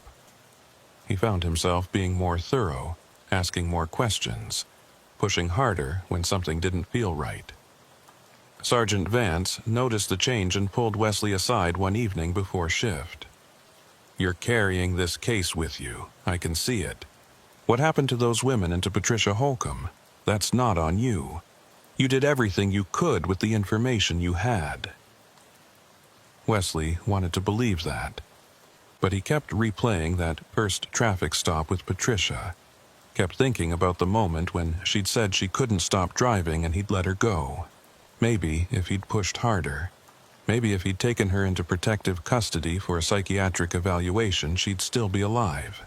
Maybe if he'd asked the right questions or made the right connections, he could have identified Landrum before Patricia confronted him. The maybes and what-ifs were endless, and they didn't change the outcome, but Wesley couldn't let them go. Vance seemed to understand without Wesley having to explain. The job requires us to make judgment calls with incomplete information. Sometimes we get it right and sometimes we don't. You made reasonable decisions based on what you knew at the time. Patricia Holcomb made her own choices, and while those choices were driven by grief and desperation, they were still her choices. You can't take responsibility for that. Wesley nodded, but didn't trust himself to speak. They stood in silence for a moment, then Vance clapped him on the shoulder and walked away. Wesley climbed into his patrol cruiser and pulled out onto Interstate 75 as the sun set behind him, painting the Everglades in shades of orange and red. The highway stretched ahead, empty and dark except for his headlights, and somewhere out there were the ghosts of 12 young women who'd driven this same road and never made it home. Wesley thought about Rebecca Pritchard, who'd tried to reason with her captor and had died anyway. He thought about Patricia Holcomb, who'd spent half a year searching for her daughter and had found only her own death. And he thought about Eula Mae Pritchard, who'd lost both of them and now lived with an emptiness that would never be filled. 3 months after Landrum's sentencing, Wesley was working a routine patrol when he spotted a vehicle drifting between lanes near mile marker 75, almost exactly where he'd first stopped Patricia. The pattern was familiar, the slight weaving that suggested distraction or fatigue, and Wesley pulled out to follow it. The vehicle was a small sedan, and as Wesley drew closer he could see a single occupant, a young woman who appeared to be in her 20s. He watched for a mile, documenting the drift pattern, then made the decision to initiate a traffic stop. When the sedan pulled over and Wesley approached the driver's window, he found himself looking at a tired young woman with red-rimmed eyes who immediately started crying when she saw his uniform. "I'm sorry, officer. I know I was weaving. I've been driving for 8 hours straight and I'm exhausted. I just wanted to get home." Wesley kept his voice gentle. "It's all right, ma'am. Let me see your license and registration, please." She handed over the documents with trembling hands, and Wesley checked them quickly. Everything was in order. No warrants, no red flags. He handed them back and made a decision. "Ma'am, there's a rest area about 3 miles ahead. I want you to drive there carefully, and I want you to rest for at least 2 hours before you continue your trip. Driving in this condition is dangerous for you and for everyone else on the road. I'm going to follow you to make sure you get there safely." The young woman looked surprised, then relieved. "Thank you. I will, I promise." Wesley followed her to the rest area, watched as she parked and locked her doors, then sat in his cruiser nearby for the next 2 hours, making sure she was safe. When she finally woke up and started her engine to continue her journey, she waved at him gratefully as she pulled back onto the highway. Wesley watched her taillights disappear into the distance, and for the first time since the Landrum case had closed, he felt like he'd done something right. He couldn't bring back the 12 women who died, couldn't undo Patricia Holcomb's desperate search or Eula Mae Pritchard's unbearable loss, but he could make sure that one more young woman made it home safely, and in the long dark stretches of Alligator Alley, where the ghosts still whispered in the sawgrass, maybe that was enough. The highway stretched ahead into the darkness, waiting with its secrets and its dangers, and Wesley Creighton drove on into the night, still searching for the balance between what had been lost and what could still be saved. The Everglades kept its silence, and the road continued, endless and unforgiving, taking what it wanted and giving nothing back.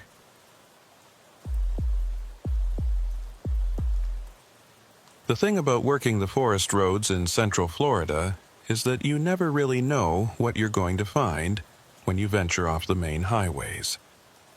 Trooper Harlan Duvall had learned this truth over his 9 years with the Florida Highway Patrol, most of them spent covering the rural routes that cut through Ocala National Forest and the surrounding Marion County wilderness. The forest was a sprawling 400,000-acre expanse of pine and scrub oak, swamps and springs crossed by narrow 2-lane roads that saw more wildlife than human traffic on most days. It was beautiful in its own way, wild and untamed, but it was also unforgiving to anyone who didn't respect its dangers. People got lost in the Ocala forest regularly, hikers who wandered off marked trails, campers who ventured too deep into the backcountry, and occasionally someone running from something who thought the wilderness would hide them better than any urban environment could. It was early September 2021, and the late summer heat still pressed down on everything like a wet blanket, making the air thick and hard to breathe, even with the cruiser's air conditioning running at full blast. Harlan had clocked in at the Marion County Barracks in Ocala at 1400 hours, gone through his standard vehicle inspection with the kind of attention to detail that came from years of habit, and pulled out onto State Road 40, heading east into the forest just after 1430. The radio had been relatively quiet all afternoon, just a few routine traffic stops and one accident on the interstate that other units had already handled. Harlan liked the quiet shifts. They gave him time to think and to appreciate the landscape he'd spent nearly a decade protecting. The forest was different from the urban areas where most troopers worked. Out here, you dealt with different problems and different people, and you learned quickly that backup could be 20 minutes away or more if something went wrong. Around 1700 hours, just as the sun was beginning its descent towards the tree line and casting long shadows across the road, dispatch came over the radio with a call that immediately caught Harlan's attention. All units in the vicinity of State Road 19 north of the Ocklawaha River. We have a report of a vehicle off the road, possibly as a result of storm damage from last night's weather. Caller reports the vehicle appears to have been there for several hours and may have occupants trapped inside. Requesting welfare check and possible rescue response. Harlan grabbed the mic before any other unit could respond. his mind already calculating distances and routes. Dispatch, Unit 42 responding. I'm approximately 15 miles south of that location on State Road 40. I can take Forest Road 88 north and intersect with State Road 19. ETA 20 minutes. Dispatch acknowledged, and Harlan made a U-turn, heading back west toward the Forest Road turnoff. The previous night had indeed brought severe weather to the area. One of those violent Florida thunderstorms that rolled in from the Gulf with little warning and dumped inches of rain in a matter of hours. The storm had knocked out power in several areas and had brought down trees across multiple roads, keeping maintenance crews busy all day clearing debris. Harlan had worked part of the overnight shift dealing with storm-related calls, and he'd seen firsthand how dangerous the conditions had been. Flash flooding in low-lying areas, wind strong enough to snap branches and send them through windshields, and lightning strikes that had started several small brush fires before the rain extinguished them. If a vehicle had gone off the road during that storm, the occupants could be seriously injured or trapped. Harlan turned onto Forest Road 88, a narrow dirt and gravel track that wound through dense pine forest and palmetto scrub.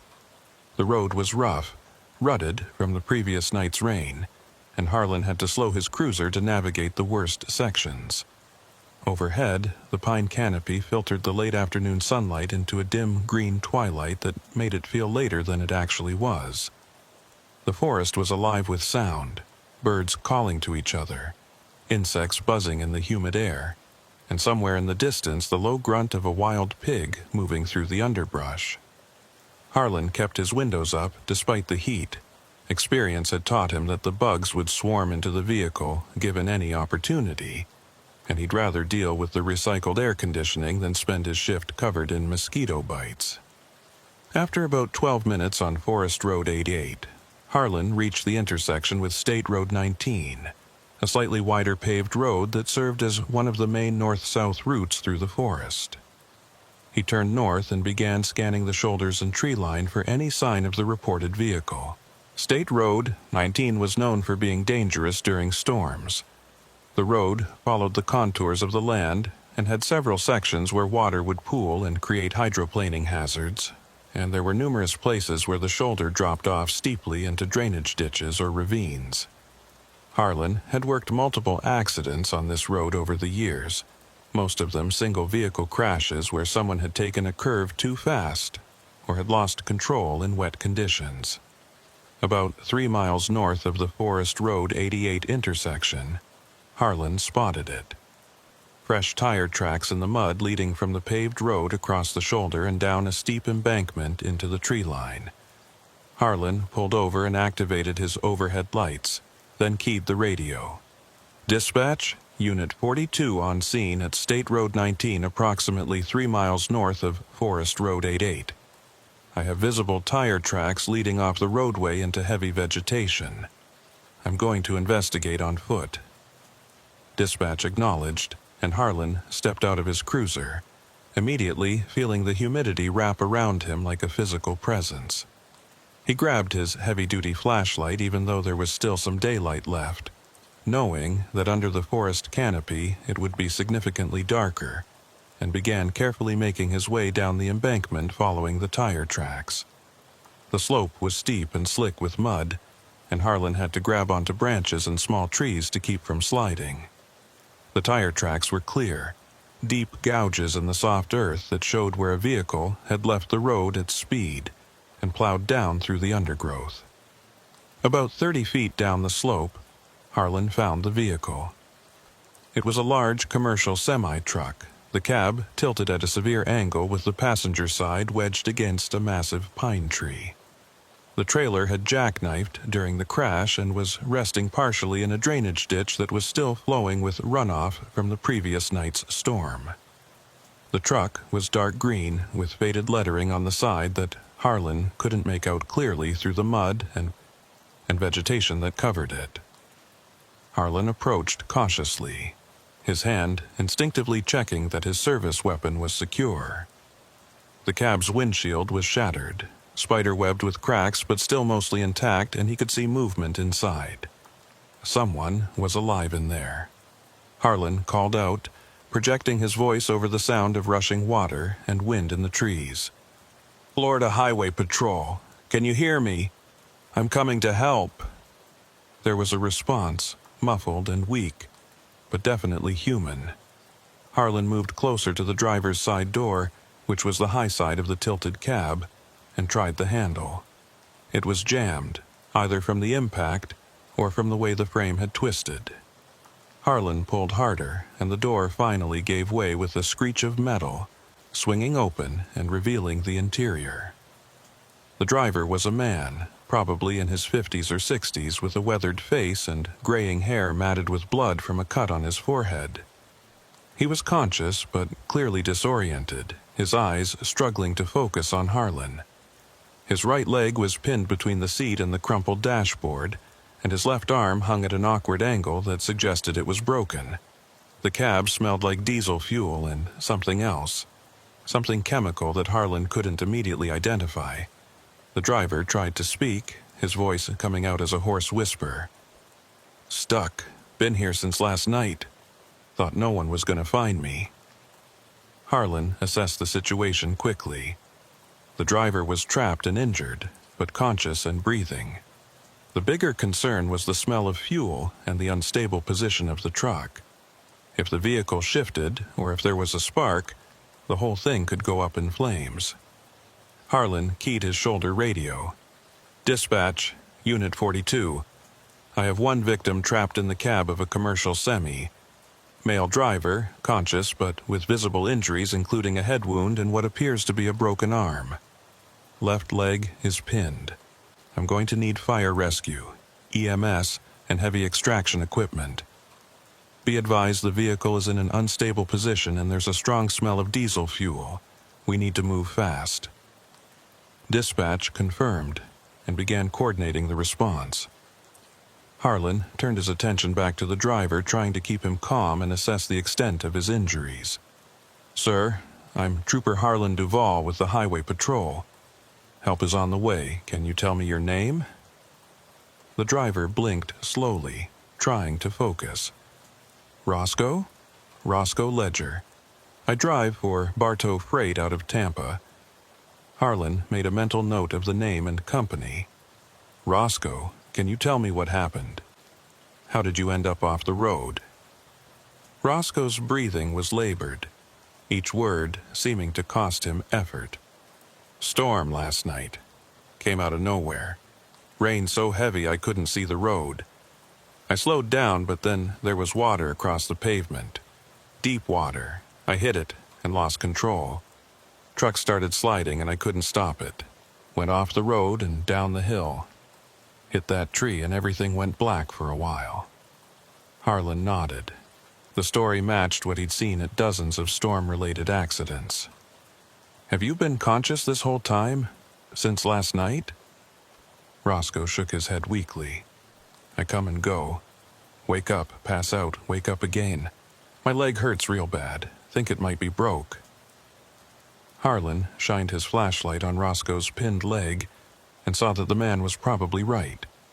The leg was bent at an unnatural angle where it was trapped, and there was significant swelling visible even through his jeans.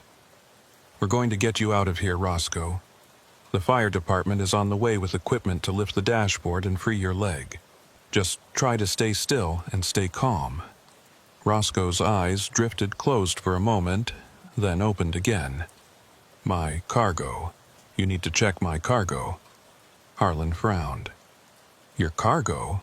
What are you hauling?" Roscoe's voice dropped even lower, and Harlan had to lean closer to hear him.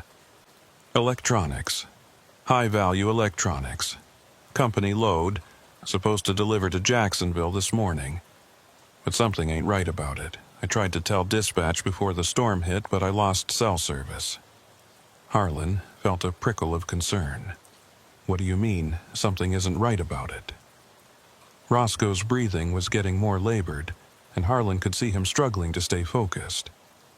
"The manifest don't match what's actually in the trailer.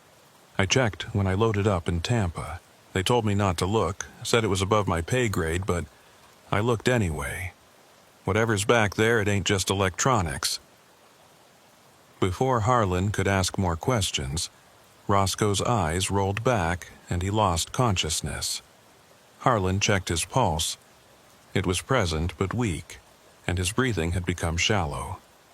Harlan keyed his radio again. "Dispatch, patient is going into shock. I need EMS here now, and I need them staged as close as possible. Also, be advised the driver has indicated there may be irregularities with the truck's cargo. I'm going to check the trailer once I've stabilized the patient." Dispatch acknowledged with a note of concern in the dispatcher's voice. Irregularities in cargo could mean anything from paperwork errors to smuggling operations, and Harlan knew he'd need to treat this scene as potentially criminal rather than just a traffic accident. Harlan heard the sound of sirens in the distance, growing closer, and within minutes the first rescue units arrived. Firefighters from the Ocala Fire Department came down the embankment with extraction equipment, and paramedics followed with medical gear and a stretcher. Harlan briefed them on Roscoe's condition and the fuel hazard, then stepped back to let them work. The extraction took nearly 40 minutes, carefully using hydraulic tools to lift the dashboard enough to free Roscoe's trapped leg without causing further injury or destabilizing the truck. Once he was freed, the paramedics immobilized him on a backboard and carried him up the embankment to the waiting ambulance. Harlan watched them go, then turned his attention to the trailer. It was still partially submerged in the drainage ditch, and the rear doors were above water but covered in mud and debris. Harlan made his way around the wreckage, carefully testing his footing on the slippery ground, and examined the trailer's exterior. It was a standard enclosed trailer, maybe 40 feet long, with no windows or external markings beyond the faded Bartow Freight logo. The rear doors had a heavy padlock securing them, and Harlan noted that the lock looked new and significantly more substantial than what you'd typically see on a commercial freight trailer. That alone was enough to raise questions. Harlan pulled out his phone and took several photographs of the lock and the trailer's exterior, documenting everything before he proceeded. He then called dispatch. "Dispatch Unit 42. The driver has been extracted and is en route to the hospital. I'm about to inspect the trailer cargo. Driver indicated there were irregularities with the manifest. I'm going to need a supervisor out here and possibly a K9 unit if one is available." Dispatch confirmed and said a supervisor was already en route. Harlan decided to wait before attempting to open the trailer. This was potentially a crime scene, and he wanted to handle it by the book. He climbed back up to his cruiser and retrieved his incident report forms, beginning to document the scene while he waited for backup. About 20 minutes later, a Florida Highway Patrol supervisor arrived in an unmarked SUV. It was Lieutenant Vance, a veteran officer Harlan had worked with numerous times over the years.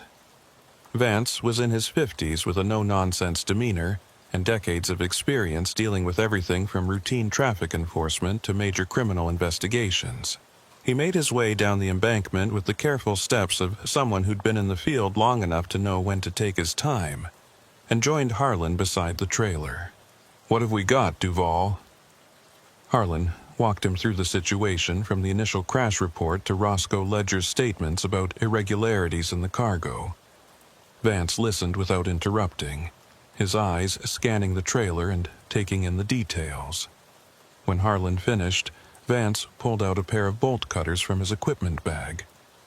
"Let's see what we're dealing with." He positioned the cutters on the padlock and applied pressure. The lock was heavy-duty, but the cutters eventually sheared through, and the lock fell away. Vance pulled the doors open, and both men stepped back slightly, not sure what to expect. The interior of the trailer was dimly lit by the failing daylight filtering through the open doors, but Harlan could immediately see that this was no ordinary freight load. The trailer was packed with boxes, but they weren't labeled with any company names or shipping information. Instead, they were plain cardboard boxes sealed with excessive amounts of packing tape. Vance pulled out his flashlight and shined it deeper into the trailer. "This doesn't look like a legitimate commercial load," Harlan agreed. Roscoe said the manifest didn't match what was actually loaded. He said someone told him not to look. Vance climbed up into the trailer and carefully opened one of the nearest boxes, using a knife to slice through the tape. Inside were dozens of small packages wrapped in plastic, each one about the size of a brick. Vance pulled one out and examined it closely, then looked back at Harlan with a grim expression. "This isn't electronics. This is narcotics, probably cocaine or heroin based on the packaging. And if the whole trailer is loaded like this, we're looking at a massive quantity." Harlan felt his pulse quicken. What had started as a routine accident rescue had just become a major drug interdiction case. "We need to secure this scene immediately and call in DEA." Vance was already on his radio, calling for additional units and notifying the Marion County Sheriff's Office and the Federal Drug Enforcement Administration. Within the hour, the narrow forest road was crowded with law enforcement vehicles, and a perimeter had been established around the crash site. Agents from the DEA arrived and took over the inspection of the trailer's contents, methodically documenting and cataloging what turned out to be over 2,000 pounds of cocaine with a street value in the tens of millions of dollars. It was one of the largest drug seizures in Central Florida history, and it had been hidden in plain sight as a commercial freight shipment. As the sun set and portable lights were brought in to illuminate the scene, Harlan stood with Vance watching the operation unfold. The veteran lieutenant shook his head slowly. That driver, Roscoe Ledger, he may have just stumbled into the middle of something much bigger than a freight job. If this load belongs to a major cartel operation, and Roscoe knew about the irregularities, there are going to be people looking for answers about what happened to their product. Harlan felt a chill despite the warm evening air. "You think Roscoe's in danger?" Vance's expression was dark. "I think we need to get a protection detail on him at the hospital immediately. And I think we need to find out exactly who hired him for this run and who was supposed to receive the delivery in Jacksonville. Because whoever they are, they just lost a fortune, and they're going to want someone to pay for it." The hospital in Ocala was a sprawling complex on the north side of town, and by the time Harlan Duvall arrived there around 2200 hours, a protective detail had already been established outside Roscoe Ledger's room. 2 Marion County Sheriff's deputies were stationed in the hallway, and a plainclothes officer from the Florida Department of Law Enforcement was coordinating with hospital security to monitor all entrances and exits. Harlan had been ordered by Lieutenant Vance to interview Roscoe as soon as the doctors cleared him for questioning, and to get as much information as possible about who had hired him for the drug run and what he knew about the operation. The DEA agents who'd taken over the scene at the crash site were already working their own angles, running the truck's registration and the Bartow Freight Company through federal databases. But Roscoe was the key to understanding how a commercial driver had ended up transporting millions of dollars worth of cocaine through the Ocala National Forest. Harlan checked in with the deputies and then spoke with the FDLE officer, a lean man in his 40s named Rick Talmadge, who had the tired eyes of someone who'd been working organized crime cases for too long. Talmadge briefed Harlan on Roscoe's medical condition. He'd undergone surgery to repair his broken leg and had sustained a moderate concussion along with various cuts and bruises, but he was stable and conscious. The doctors had cleared him for a brief interview as long as it didn't cause undue stress or exhaust him. Talmadge walked Harlan to the door of Roscoe's room and spoke quietly. "He's been asking for law enforcement since he woke up from surgery. Says he needs to tell someone what he knows before it's too late. He's scared, and honestly he should be. The amount of product we found in that trailer suggests this is a major cartel operation, probably out of Miami or the Gulf Coast. If they find out their shipment was seized and their driver is talking to police, They'll send people to clean up loose ends. Harlan felt the weight of that statement settle on him. This wasn't just about recovering drugs anymore. It was about protecting a witness who'd stumbled into something far beyond his understanding. Harlan entered the room and found Roscoe propped up in bed, his right leg in a cast elevated on pillows, his left arm in a sling, and an IV line running into his uninjured arm. His face was pale and drawn, the cut on his forehead now stitched and bandaged, and his eyes carried a fear that Harlan recognized immediately. This was a man who understood he was in serious danger. Roscoe looked at Harlan's uniform and managed a weak smile. "You're the trooper who pulled me out of that truck. I remember your voice, thank you for that." Harlan pulled a chair close to the bed and sat down, keeping his voice calm and professional. "I'm Trooper Harlan Duvall. I'm glad you're going to be okay, Mr. Ledger. I know you've been through a lot, but I need to ask you some questions about what you were hauling and who hired you for that run.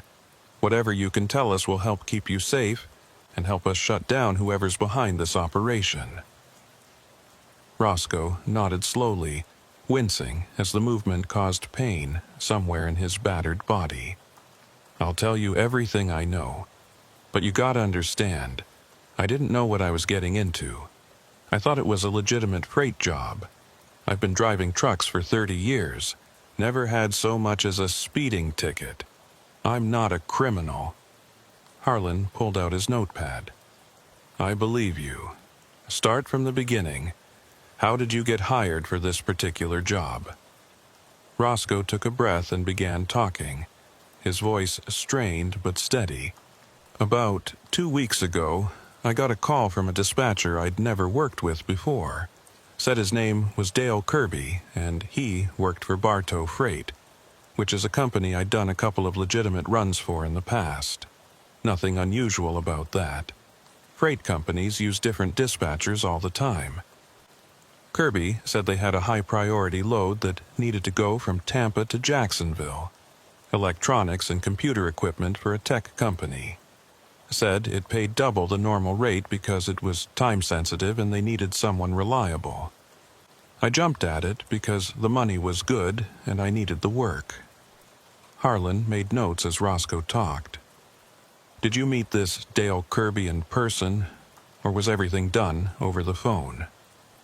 Roscoe shook his head. "Never met him face to face. Everything was phone calls and text messages. He sent me the pickup address in Tampa, told me to be there at 0600 hours 3 days ago. When I got there, it was a warehouse in an industrial area, nothing suspicious about the location itself. But when I backed up to the loading dock, the guys loading the truck wouldn't let me see what they were putting in the trailer. They said it was company policy for high-value loads, that drivers weren't supposed to be involved in the loading process for security reasons. That struck me as odd, but I figured maybe it was just how this particular company operated." Harlan leaned forward. "But you checked the cargo anyway. You told me at the crash site that the manifest didn't match what was actually loaded." Roscoe's expression turned guilty. "Yeah, I did. After they finished loading and gave me the sealed manifest, I drove about 20 miles north and pulled over at a rest stop. Something about the whole situation didn't sit right with me. The guys at the warehouse were too nervous, too secretive. So I broke the seal on the trailer and looked inside. That's when I saw those boxes, hundreds of them, all plain cardboard with no labels or shipping information. I opened one and saw the plastic-wrapped packages. I've seen enough crime shows to know what that looked like." Harlan kept his voice even. "What did you do when you realized what you were hauling?" Roscoe's hands clenched on the hospital blanket. "I panicked. I tried calling the dispatcher, this Kirby guy, but he didn't answer. I tried calling the Bartow Freight main office, but it was early and no one was there yet. I didn't know what to do. I thought about calling the police right then, but I was scared I'd be arrested for transporting drugs, even though I didn't know what I was carrying when I picked it up. So I made a stupid decision. I decided to drive to Jacksonville and try to figure out who I was supposed to deliver to, thinking maybe I could get evidence and then go to the authorities. But then the storm hit last night when I was going through the Ocala forest and I went off the road before I could do anything. Harlan understood the fear that had driven Roscoe's decision, even if it wasn't the right choice. A lot of people in Roscoe's position would have done the same thing, caught between the terror of being implicated in a crime and the uncertainty of how to extract themselves from the situation. "Do you still have your phone?" The one with the text messages from Dale Kirby. Roscoe gestured weakly toward the small closet where his personal belongings were stored. "It should be in my jacket pocket. They brought my stuff from the truck when the ambulance took me." Harlan retrieved the phone, a basic smartphone with a cracked screen, and found it still had enough battery to power on. He scrolled through the text messages and found the conversation with a contact labeled Dale Kirby Dispatch. The messages were brief and professional: pickup address, delivery instructions, and a few confirmations about timing. Harlan photographed the messages with his own phone, then handed Roscoe's phone to Officer Talmadge, who'd entered the room. "We'll need this for evidence. DEA is going to want to trace these numbers and see if they can identify who is actually behind the communications." Roscoe nodded, then his expression grew more troubled. "There's something else. The delivery address I was given, it wasn't a business or a warehouse. It was just coordinates, GPS coordinates for a location somewhere off Interstate 10 east of Jacksonville. Kirby told me someone would meet me there at a specific time and take possession of the trailer. That's when I really knew something was wrong. Legitimate freight deliveries don't work that way." Harlan felt a chill run down his spine. The operation was more sophisticated than he'd initially thought. Using GPS coordinates instead of physical addresses made it harder to trace and provided flexibility to change meeting locations if something went wrong. "Do you remember the coordinates?" Roscoe closed his eyes, thinking. "I wrote them down on a piece of paper in the truck's cab. I don't remember them exactly, but they should still be there if the paper survived the crash." Harlan made a note to have the crash site team search the cab more thoroughly for any documentation. He asked Roscoe several more questions about whether he'd noticed anyone following him during the drive, whether he'd made any stops where someone might have seen him checking the cargo, and whether he'd told anyone else what he'd discovered.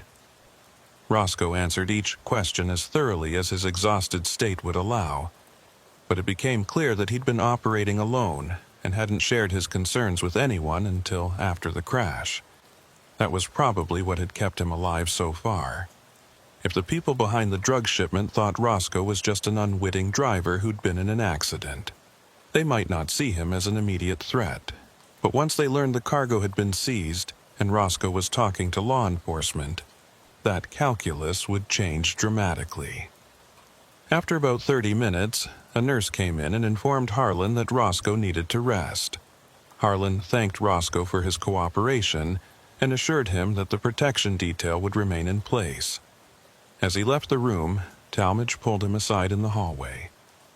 DEA ran the phone number that Kirby was using to text Roscoe. It's a burner purchased with cash at a convenience store in Miami 2 weeks ago.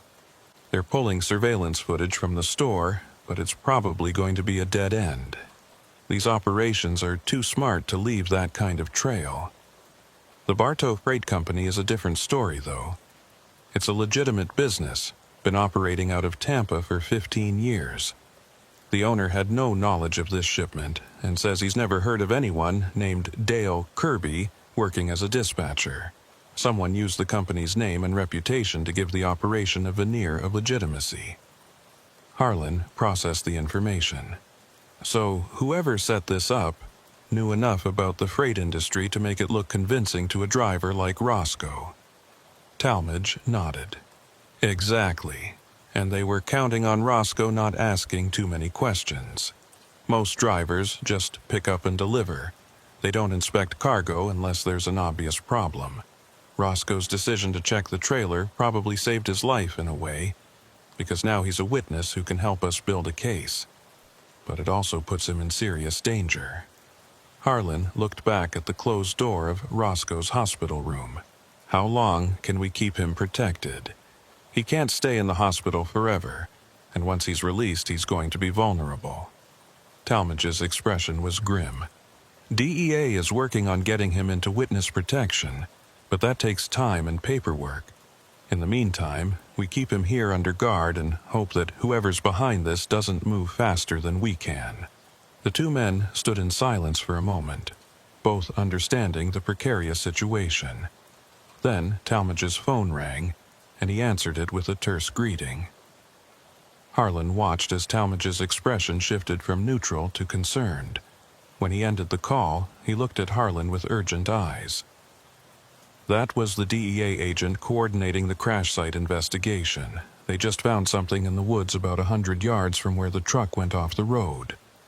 A campsite, recent, with evidence that someone's been watching that section of State Road 19. Harlan felt his pulse quicken. Someone was watching the road, watching for Roscoe's truck. Talmadge started walking toward the elevator, gesturing for Harlan to follow. That's what it looks like. They found a tent, binoculars, a portable radio scanner tuned to law enforcement frequencies, and a logbook documenting vehicle traffic on that road for the past week. Whoever set up that camp was conducting surveillance, and based on the timing, they were probably there when Roscoe crashed, which means they know the truck went off the road, and they may know we've seized the cargo. Harlan followed Talmadge into the elevator, his mind racing through the implications. If they were watching and they saw the accident happen, why didn't they try to recover the drugs right away? Why wait? Talmadge pressed the button for the ground floor. Could be they were waiting to see if Roscoe survived and what he told us. Could be they were waiting for orders from whoever's running the operation. Or could be they're still out there in the forest watching and planning their next move. Either way, we need to get back out there and find out who was in that camp and where they went. The elevator doors opened, and the two men walked quickly through the hospital lobby and out to the parking lot where their vehicles were waiting. Harlan called Lieutenant Vance to update him on the situation and received clearance to return to the crash site and assist with the expanded investigation. Vance also informed him that additional resources were being mobilized, including a specialized tracking unit from the Florida Forest Service and a K-9 team trained in tracking human scent through wilderness terrain. The drive back to the crash site took about 40 minutes, and by the time Harlan arrived, the scene had transformed into a major law enforcement operation. Portable floodlights had been set up throughout the area, illuminating the crashed truck and the surrounding forest with harsh white light that made everything look stark and surreal. DEA agents in tactical gear were combing through the vegetation, documenting evidence and searching for any additional clues. A command post had been established near the road, with maps and communication equipment spread across folding tables, and a Forest Service ranger in a dark green uniform was briefing a group of officers about the terrain and the best approaches for tracking through the dense forest. Harlan recognized the ranger as Clint Raines, a man he'd worked with on several search and rescue operations over the years. Clint was in his 50s, with a weathered face and the kind of lean, hard build that came from spending most of your life outdoors. He knew the Ocala National Forest better than anyone Harlan had ever met, could read tracks and signs that most people wouldn't even notice, and had an almost supernatural ability to navigate through terrain that would leave others hopelessly lost. Clint saw Harlan approaching and waved him over to the map table. "Duval, good to see you. The situation just got a whole lot more complicated." Harlan joined him at the table, looking down at the topographical map spread out with several locations marked in red. "I heard you found a surveillance camp." Clint nodded and pointed to a spot on the map about 100 yards northeast of the crash site. "Right here, tucked into a thick palmetto stand with good sight lines to the road. Whoever set it up knew what they were doing. The camp was well concealed. wouldn't have found it except one of the DEA agents spotted fresh footprints leading away from the crash site and followed them. The camp looks like it was occupied for at least a week, maybe longer. They had supplies, water, food, and enough equipment to suggest this was a serious surveillance operation, not just someone camping. Harlan studied the map. Any indication of where the person went after they left the camp? Clint's expression turned troubled. That's where it gets interesting. The footprints lead east from the camp, deeper into the forest. They're fresh, probably made within the last 12 hours. We've got a tracking team following them now, but the terrain gets real rough in that direction. Lots of swamp and thick undergrowth. If someone's trying to hide or escape, they picked a good route. Harlan looked at the vast expanse of green on the map representing the Ocala National Forest. 400,000 acres of wilderness, most of it undeveloped and inaccessible except on foot. If someone wanted to disappear, this was the place to do it. You think they're still out there, or did they make it to a road and get picked up? Clint traced a line on the map with his finger. Nearest road to the east is Forest Road 77, about 6 miles from the camp. If they were moving fast and knew the terrain, they could have reached it in 3 or 4 hours. But if they're not experienced in this environment, they could be lost and going in circles. We've had people die of exposure and dehydration in this forest because they got disoriented and couldn't find their way out. Even in September, the heat and humidity can kill you if you're not prepared. A DEA agent approached the table, a young woman in tactical gear with mud on her boots and a serious expression. We've processed the camp and collected everything that might be evidence. Found a few things you'll want to see. She laid out several plastic evidence bags on the table. One contained a small notebook with handwritten entries. Another held a commercial radio scanner, and a third contained what looked like a satellite phone. Clint picked up the bag with the notebook and examined it through the plastic. This is good. If they were documenting their surveillance, there might be information about who they were reporting to or what their objectives were. The DEA agent nodded. We're going to need to process all of this at the lab, but from what I could see, the notebook has dates, times, and vehicle descriptions. Looks like they were tracking not just Roscoe's truck, but all traffic on that stretch of road. Could be they were watching for law enforcement activity too, making sure their route was clean. Harlan felt a growing sense that they were dealing with something much larger than a single drug shipment. This sounds like a professional operation with significant resources and planning. The agent agreed. That's our assessment too. The amount of cocaine we found in that trailer, the sophisticated surveillance, the use of a legitimate trucking company as cover, all of it points to a major trafficking organization, probably one with connections to international cartels.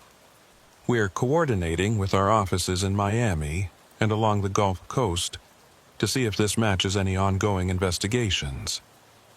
As they talked, a K9 handler approached with a large German shepherd on a lead. The dog was alert and focused, ears forward and body tense. The handler spoke to Clint. "Ranger Rains, we've got a solid scent track from the camp heading east into the swamp. My dog's ready to go if you want to start the pursuit now." Clint looked at Harlan. "You up for a hike through the forest at night? Could be we're tracking someone dangerous, and I'd rather have law enforcement with me than go alone." Harlan didn't hesitate. "I'm in. Let's find out who was watching that road and what they know." The group assembled quickly. Harlan, Clint Rains, the K9 handler and his dog, and 2 DEA agents.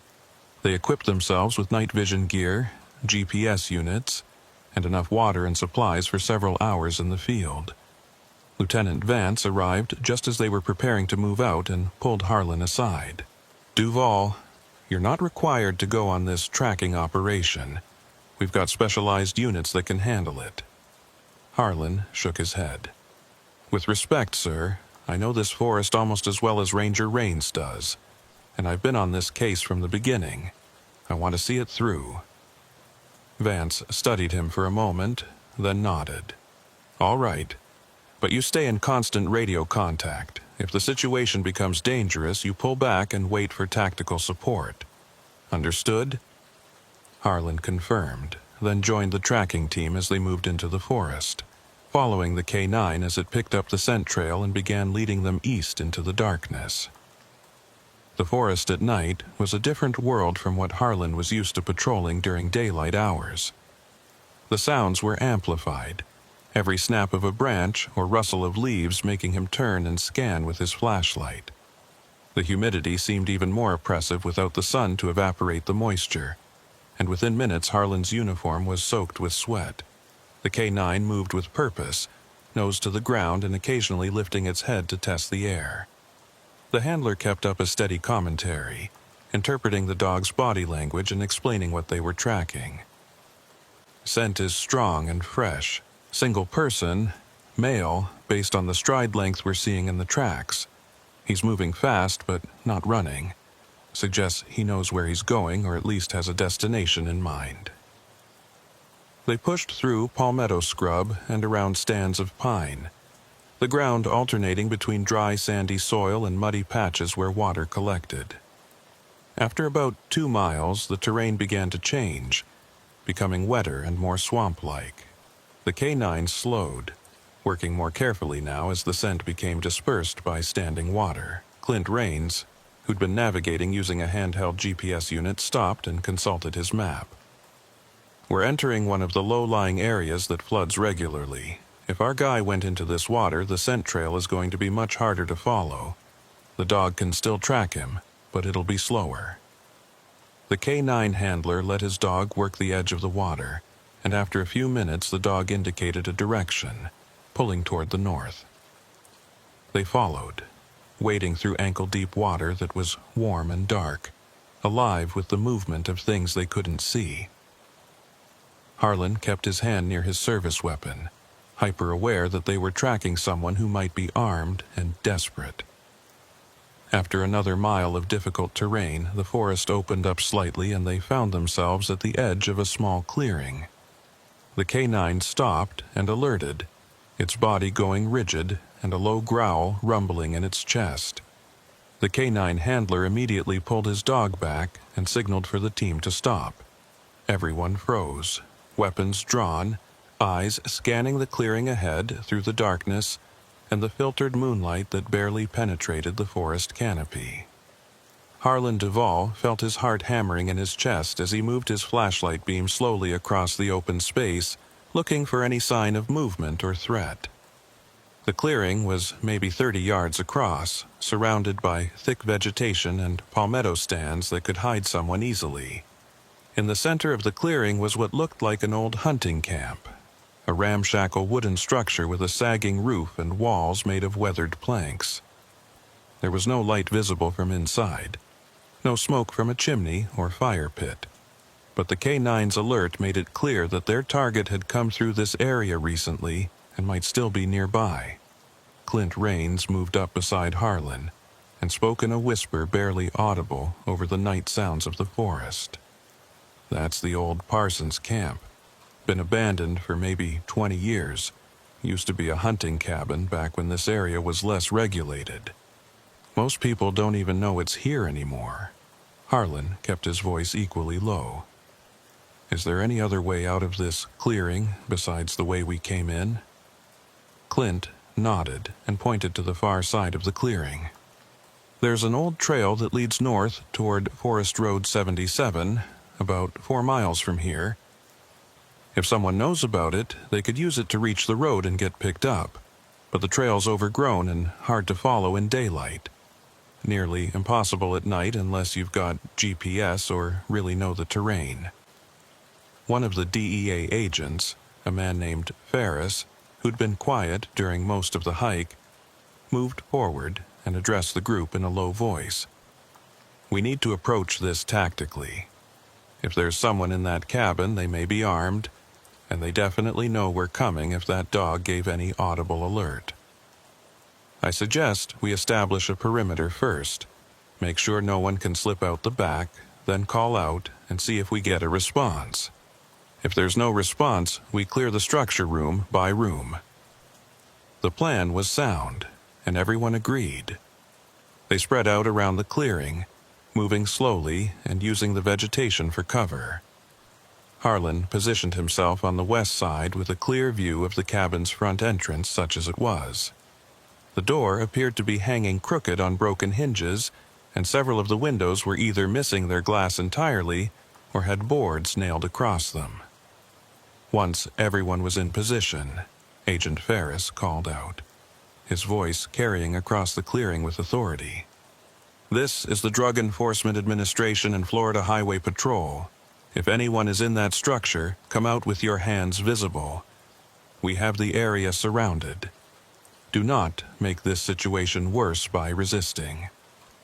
The words echoed off the trees and faded into the night sounds, and for a long moment there was no response. Then Harlan heard something, a faint scraping sound from inside the cabin, like wood moving against wood. Everyone tensed, weapons trained on the doorway. The scraping sound came again, followed by what might have been footsteps on the cabin's wooden floor. Then silence again, oppressive and nerve-wracking. Ferris called out once more, "This is your last chance. Come out now and no one needs to get hurt." Another long pause, and then a voice emerged from the darkness of the cabin's interior. Male, with an accent that Harlan couldn't quite place but sounded vaguely Latin American. "I'm not armed. I'm coming out. Don't shoot." The figure that emerged from the cabin doorway was not what Harlan had expected. He'd anticipated someone dangerous, a cartel enforcer or professional criminal. Instead, the man who stepped into the moonlight looked young, maybe mid-20s, thin and disheveled with clothes that were torn and muddy from days in the forest. His hands were raised high, and his face carried an expression of exhaustion and defeat rather than aggression. He stumbled slightly as he came down the cabin's broken steps, and Harlan could see he was favoring his left leg as if injured. The K-9 handler kept his dog under control as Agent Ferris and one of the other DEA agents moved in to secure the subject. They ordered him to his knees, hands behind his head, and conducted a quick search to ensure he wasn't carrying weapons. Finding none, they secured his hands with flex cuffs and helped him to his feet. Ferris looked back at the rest of the team. "Clear the cabin. Make sure there's no one else inside." Harlan and Clint Raines approached the structure carefully, flashlights sweeping through the broken doorway before they entered. The interior of the cabin was exactly what you'd expect from an abandoned hunting camp. Rotted furniture, debris scattered across the floor, holes in the roof that let in patches of moonlight, and the smell of decay and animal droppings. They cleared each of the 3 small rooms and found no one else, just evidence that someone had been using the cabin recently. There was a sleeping bag in one corner, some empty water bottles, and a small backpack. Harlan picked up the backpack and brought it outside where Agent Ferris was questioning the detained man. The subject was sitting on the ground now, his breathing labored and his face pale even in the dim light. Up close, Harlan could see he was younger than he'd first appeared, probably no more than 22 or 23, and he looked like he'd been through hell. His clothes were soaked with sweat and water. He had scratches and cuts all over his exposed skin from pushing through the forest vegetation, and his left ankle was swollen badly enough that it was visible even through his mud-caked sneaker. Ferris was attempting to get information from him. "What's your name?" The young man's voice was strained. "My name is Luis Ibarra. I need water, please. I haven't had water in hours." Clint Raines handed over a bottle from his pack, and Luis drank it desperately, nearly choking in his haste. When he finished, he looked up at the circle of law enforcement officers surrounding him. "I want to cooperate. I'll tell you everything. I just want this to be over." Ferris exchanged glances with Harlan, both men recognizing that they'd just caught a break. Most suspects in this kind of situation would lawyer up immediately or refuse to talk, but Luis Ibarra seemed ready to give them whatever they wanted. Ferris read Luis his rights from a card he carried, making sure everything was documented properly, and Luis waived them without hesitation. "I understand. I still want to talk." Ferris pulled out a small digital recorder and set it on the ground between them, visible to Luis. "This conversation is being recorded. You've waived your right to an attorney and agreed to speak with us. Is that correct?" Luis nodded. "Yes, that's correct." Ferris began the interview. "Luis, let's start with the basics. Why were you in that surveillance camp watching State Road 19? Luis took a shaky breath. "I was hired to watch for the truck, the semi carrying the shipment. My job was to make sure it made it through the forest without any problems, and if anything went wrong, I was supposed to report it immediately to my contact." Harlan spoke up. "Who hired you and who was your contact?" Luis looked at Harlan, and there was genuine fear in his eyes. "I don't know names. I was contacted through a friend in Miami who said there was work available, good money for just watching a road for a week. They gave me cash up front, $5,000, and said I'd get another $5,000 when the job was done. I was supposed to call a number if anything happened to the truck, but when it went off the road during the storm, I panicked. I called the number like I was supposed to, but whoever answered just told me to stay in position and wait for instructions. Then hours went by and no one called back. I saw all the law enforcement show up at the crash site, saw them find the drugs, and I knew I was in serious trouble. So I ran. I've been trying to get to the road and get out of the forest, but I got lost and hurt my ankle. I thought I was going to die out here." Agent Ferris leaned forward. "Do you still have the phone you were given to make contact?" Luis gestured toward the backpack Harlan was holding. "It's in there. It's a burner phone, nothing fancy. I only used it to call that one number." Harlan opened the backpack and found the phone, along with some protein bars, a water filter, and a pair of binoculars. He handed the phone to Ferris, who examined it briefly, then placed it in an evidence bag. Ferris continued the questioning. "Luis, you said you were hired through a friend in Miami. What's that friend's name?" Luis hesitated for the first time, and Harlan could see the internal conflict playing out on his face. Giving up a name meant potentially putting himself or someone else in danger, but refusing to cooperate would destroy any chance Luis had of getting a deal. Finally, he spoke. Marco Hidalgo. He's not a bad guy, just someone who knows people and passes along information about work opportunities. He's done it for me before, helped me get day labor jobs and construction work. This time, he said it was surveillance work, didn't mention anything about drugs." Ferris made notes. "Do you know how Marco was contacted about this job or who he's connected to in the organization?" Luis shook his head. "No. Marco keeps that kind of information to himself. He said it was safer that way, that if I didn't know anything, I couldn't get in trouble. Obviously, that didn't work out." There was a bitter edge to his voice now, the realization that he'd been used and discarded sinking in. Harlan asked another question. "When you called to report the crash, what exactly did you tell the person who answered?" Luis closed his eyes, remembering.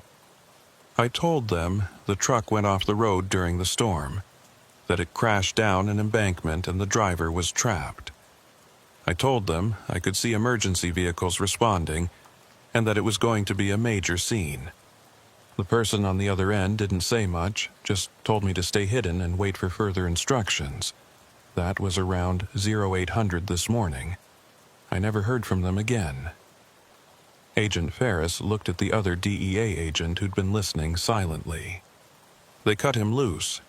Once they knew the shipment was compromised and law enforcement was involved, Luis became a liability rather than an asset. They probably figured he'd either get caught or die in the forest, and either way he couldn't lead us back to them. the other agent agreed. Standard cartel protocol. Low-level operatives are expendable. Luis looked between them, his face showing the horror of understanding his situation. You mean they were never going to pay me the other 5,000? They were just going to leave me out here? Ferris's expression was hard. You're lucky we found you when we did. If you died of exposure or dehydration in this forest, no one would have found your body for months, if ever. The people you were working for don't care about you, Luis. They care about their product and their profits, and you were just a tool to them. Harlan saw Luis process this information, saw the fear transition into something else, maybe anger or determination.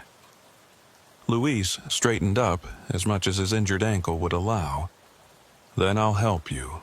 I'll tell you everything I know and help you identify anyone I can. They left me to die, so I don't owe them anything. Ferris nodded. That's a smart decision. But understand that what you know may not be enough to give us the people at the top. You were deliberately kept at arm's length from the real organization. What you can do is help us build a case against the people who recruited you, and that might lead us up the chain. In exchange, we'll talk to the prosecutor about a cooperation agreement that might keep you out of prison, or at least reduce your sentence significantly. The group decided to suspend the interview and get Luis back to civilization where he could receive medical attention for his ankle and be processed properly. The hike back to the crash site took nearly 3 hours, slower than the outbound journey because Luis's injury made it difficult for him to keep pace even with assistance. By the time they emerged from the forest, the sun was beginning to rise, and the scene at State Road 19's had shifted from a nighttime operation to a morning evidence collection effort. Luis was turned over to deputies who transported him to the hospital under guard, the same hospital where Roscoe Ledger was recovering, though they were kept in separate areas to avoid any possibility of communication or intimidation. Harlan was exhausted, his uniform soaked with sweat and swamp water, his boots caked with mud, but he knew his work wasn't done yet. He met with Lieutenant Vance and Agent Ferris to debrief on what they'd learned from Luis Ibarra. Vance listened to everything, then made a call to coordinate with the DEA's Miami office about tracking down Marco Hidalgo and anyone else who might be part of the recruitment network. Ferris was more interested in the phone they'd recovered from Luis, specifically the number that had been programmed into it for contact. We'll run this through our databases and see if it connects to any known investigations. Chances are it's another burner, but sometimes we get lucky and find a phone that's been used multiple times or that's connected to other numbers we're already monitoring.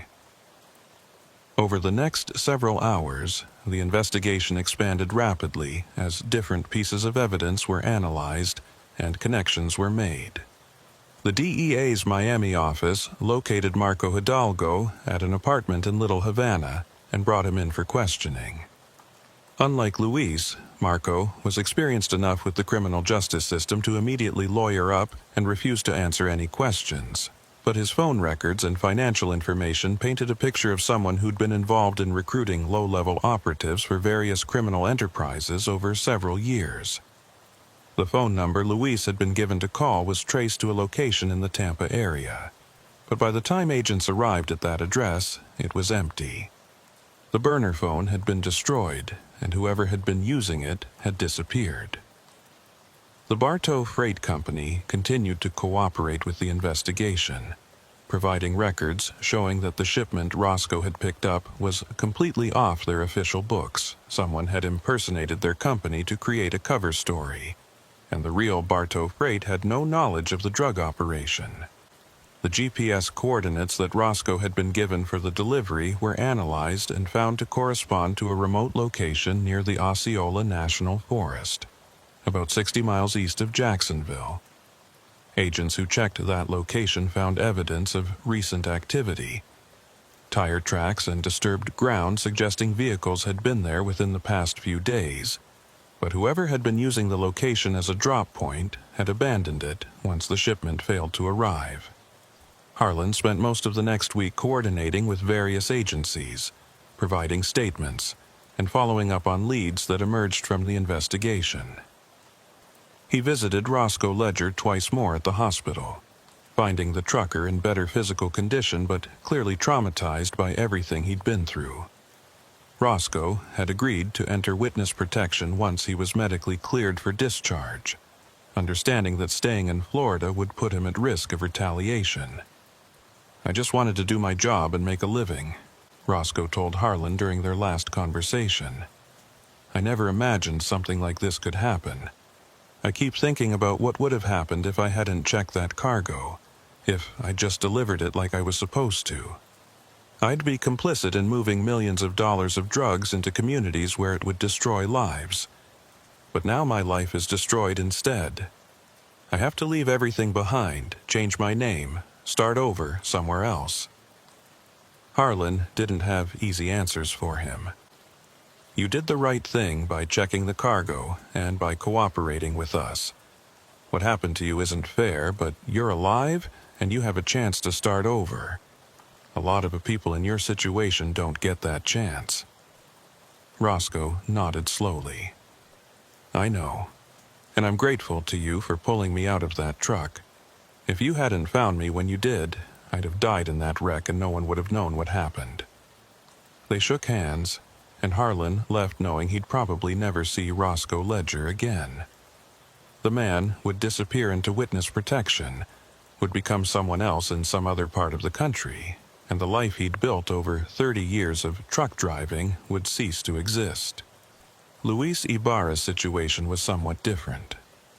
His cooperation had been genuine and valuable, providing investigators with information about how low-level operatives were recruited and managed. In exchange for his testimony, the prosecutor offered him a deal: probation and deportation back to Colombia where he'd been born, rather than a lengthy prison sentence. Luis accepted the deal, understanding that staying in the United States would mean either prison or becoming a target for the people he'd testified against. He was deported 3 weeks after his arrest, and Harlan heard through channels that Luis had returned to his family's farm outside Bogotá and was trying to rebuild his life away from the criminal elements that had nearly gotten him killed in the Ocala National Forest. The broader investigation into the drug trafficking operation continued for months, with the DEA working to identify the higher-level organizers and dismantle the network. The 2,000 pounds of cocaine seized from Roscoe's truck represented a significant financial loss for whoever was behind the operation, and there were reports of violence in Miami and Tampa as different factions blamed each other for the failure. Several low-level dealers and street soldiers were arrested in raids that followed the initial seizure, but the people at the top of the organization remained frustratingly out of reach. They'd insulated themselves with layers of cutouts and intermediaries, people like Marco Hidalgo and Luis Ibarra, who knew just enough to do their jobs but not enough to bring down the leadership. Harlan returned to his regular patrol duties in the Ocala National Forest, covering the same roads and responding to the same kinds of calls he'd handled for 9 years. But something had changed in how he viewed his work. The crash that had seemed like a routine accident rescue had turned into one of the largest drug busts in state history, and it had exposed him to a level of criminal sophistication he hadn't fully appreciated before. The forest wasn't just a beautiful wilderness area where people came to camp and hike. It was also a corridor for criminal activity, a place where drugs moved north from Miami and the Gulf Coast toward markets in Georgia and the Carolinas. The isolation that made the forest attractive to nature lovers also made it attractive to people who needed to move illegal goods without drawing attention. One afternoon, about 6 weeks after the initial crash, Harlan was patrolling State Road 19 near the location where Roscoe's truck had gone off the road. The wreckage had long since been removed, and the forest was reclaiming the disturbed earth where the rescue operation had taken place. Harlan pulled over at the spot and sat in his cruiser for a few minutes.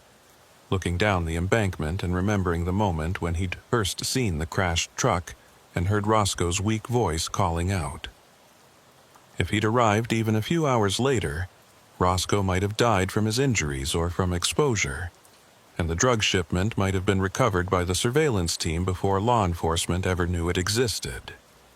The timing had been a matter of luck as much as anything else, a convergence of circumstances that had exposed the operation and prevented the drugs from reaching their destination. Clint Raines pulled up behind Harlan's cruiser in his Forest Service vehicle and walked over, leaning against Harlan's door. "You thinking about the crash?" Harlan nodded. "Yeah, just reflecting on how close it came to going the other way." Clint was quiet for a moment. "I've been working in this forest for 25 years, and I've seen a lot of things. Drug operations, illegal logging, people hiding from the law. This forest has always been a place where people think they can disappear or operate outside society's rules. But cases like this one, they remind me that there are people like you and me who won't let that happen. You did good work on this, Duval. You saved a life and took a huge amount of poison off the streets." Harlan appreciated the words, but couldn't shake a lingering sense of incompleteness. "We got the drugs, and we got a couple of low-level people, but whoever organized this operation is still out there. They'll just set up another route, recruit new people, and try again." Clint shrugged. "Maybe so, but that's not your responsibility alone. You did your part. The rest is up to the DEA and the feds to keep pursuing. You can't carry the weight of every investigation that doesn't end with perfect resolution." They stood in silence for a few minutes, listening to the forest sounds, the birds and insects and the rustling of wind through pine needles. Then Clint clapped Harlan on the shoulder and returned to his vehicle, heading north on his patrol. Harlan sat there a while longer, then started his engine and pulled back onto State Road 19, continuing his patrol through the Ocala National Forest where the afternoon sun filtered through the trees and cast dappled shadows across the road that wound endlessly through the wilderness. 3 months after the initial drug seizure, Harlan Duval thought the case had reached its natural conclusion. Roscoe Ledger was safely relocated through witness protection. Luis Ibarra had been deported back to Colombia, and the DEA's investigation into the trafficking network had stalled at the mid-level operatives who'd been smart enough to insulate the leadership from prosecution. The 2,000 pounds of cocaine sat in an evidence locker in Tampa, destined eventually for incineration once all the legal proceedings were complete. Harlan had received a commendation for his work on the case. A formal letter from the Highway Patrol Superintendent praising his quick response and professional handling of a complex situation. He'd filed the letter away in a drawer at home and returned to his regular duties, patrolling the forest roads and handling the routine calls that made up most of his work. It was early December now, and the Florida weather had finally shifted from oppressive summer heat to something almost pleasant. The temperatures were in the 60s and 70s during the day, cool enough that Harlan could patrol with his windows down and enjoy the fresh air instead of relying on air conditioning. The forest looked different in winter, the deciduous trees losing their leaves and creating more open sightlines, the palmetto scrub turning brown in places, and the wildlife patterns changing as animals adjusted to the cooler conditions. Harlan was working an evening shift that would run until midnight, covering State Roads 19 and 40 and several of the forest roads that connected them. Traffic was light, mostly locals who knew the roads well and the occasional tourist heading to one of the campgrounds or springs deeper in the forest. Around 2100 hours, Harlan was parked in a turnout near the intersection of State Road 19 and Forest Road 88, the same area where he'd responded to the call about Roscoe's crashed truck months earlier. He was filling out paperwork from a speeding citation he'd issued an hour ago when his radio crackled with a call that immediately grabbed his attention. "All units in the vicinity of Forest Road 11 and State Road 40. We have a report of gunshots heard in the area. multiple calls from campers at the Four Lake campground reporting what sounds like automatic weapons fire coming from the forest approximately 1 mile west of their location, requesting immediate response. Harlan grabbed the mic, his pulse already quickening. Gunfire wasn't uncommon in the Ocala National Forest. There were legal hunting areas and people sometimes target practiced in remote locations, but automatic weapons fire was a different matter entirely. That suggested something criminal, either an illegal hunting operation or something worse. Dispatch, Unit 42 responding. I'm approximately 10 miles south of that location. ETA 12 minutes. He started his engine and pulled out onto the road, activating his lights and accelerating north. Other units responded as well, including a Marion County Sheriff's deputy and Clint Raines, who happened to be working late checking on some reported illegal camping in the northern sections of the forest. Harlan covered the distance quickly, his cruiser's engine roaring as he pushed it hard on the straightaways and braked carefully through the curves. As he approached the area where the gunfire had been reported, he killed his lights and slowed down, not wanting to announce his arrival to whoever was shooting. He turned onto Forest Road 11, a narrow dirt track that wound through dense pine forest with occasional clearings where hunters sometimes set up camps. The road was rough and Harlan had to slow to a crawl to navigate the worst sections without damaging his cruiser's suspension. About a mile in, he saw light flickering through the trees ahead, the orange glow of a fire or multiple fires, and he could hear voices carrying through the night air along with the sound of engines idling. Harlan pulled his cruiser off the road into a concealed spot behind a thick stand of palmetto and keyed his radio, speaking quietly. Dispatch, Unit 42. I have visual on what appears to be multiple vehicles and a camp approximately 1 mile west of State Road 40 on Forest Road 11. I can see fire and hear multiple voices and engine noise. I'm going to conduct a reconnaissance on foot before approaching. Advise other responding units to stage at my location and wait for my assessment. Dispatch acknowledged, and Harlan stepped out of his cruiser, taking his flashlight and ensuring his service weapon was easily accessible. He moved through the forest quietly, using the vegetation for cover, and approaching the lit area from an angle that would give him a good vantage point without exposing him. As he got closer, Harlan could make out more details. There were at least 4 vehicles, 3 pickup trucks and a large van, all parked in a rough circle around a clearing. Several portable generators were running, powering work lights that illuminated the area with harsh white light. There were people moving around, maybe 8 or 10 individuals that Harlan could see, all of them appearing to be working on something. As Harlan crept closer, staying low and moving slowly to avoid making noise, he saw what they were doing and felt his blood run cold. The people were loading packages into the vehicles, the same kind of plastic-wrapped packages that had been found in Roscoe Ledger's truck. Hundreds of them, maybe thousands, stacked in neat piles and being systematically transferred from what looked like a cache point into the vehicles for transport. Harlan's mind raced through the implications. This wasn't just a random drug operation. This was a major staging area where large quantities of narcotics were being prepared for distribution. The location was remote enough that they could work without being observed, and the forest roads provided multiple routes in and out that would make it difficult to establish roadblocks or cut off their escape. The gunfire that campers had reported was probably from security personnel testing weapons or conducting some kind of perimeter check.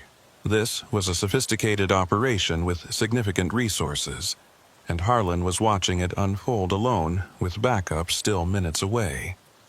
He was about to pull back and wait for additional units when he saw something that made him freeze. One of the people working near the van turned toward the firelight, and Harlan got a clear look at his face.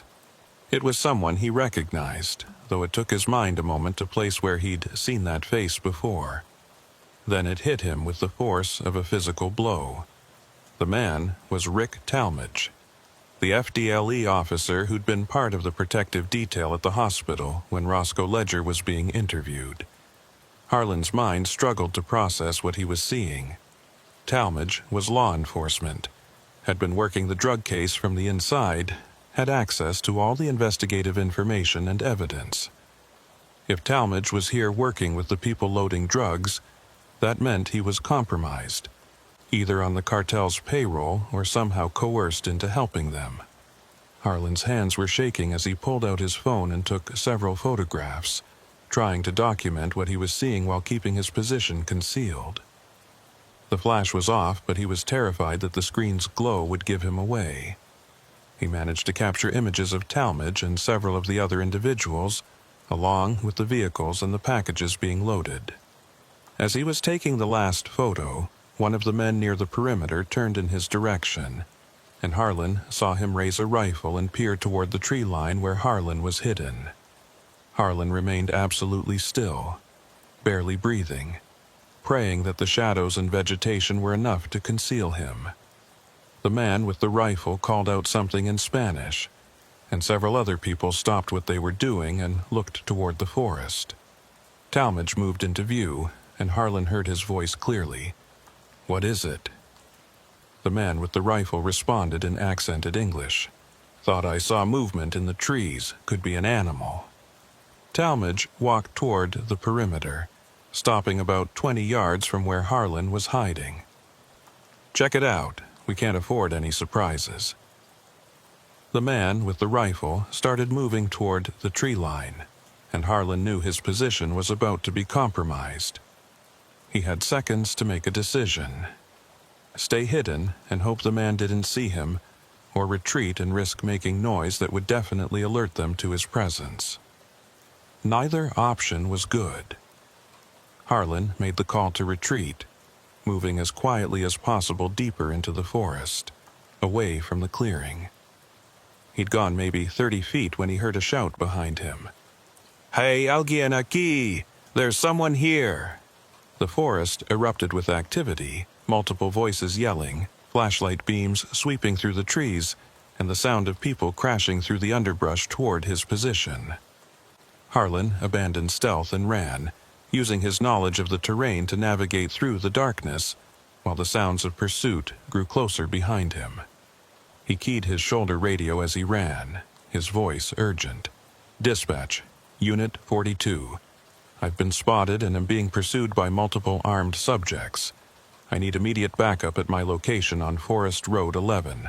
Be advised, one of the subjects is an FDLE officer who appears to be working with the suspects.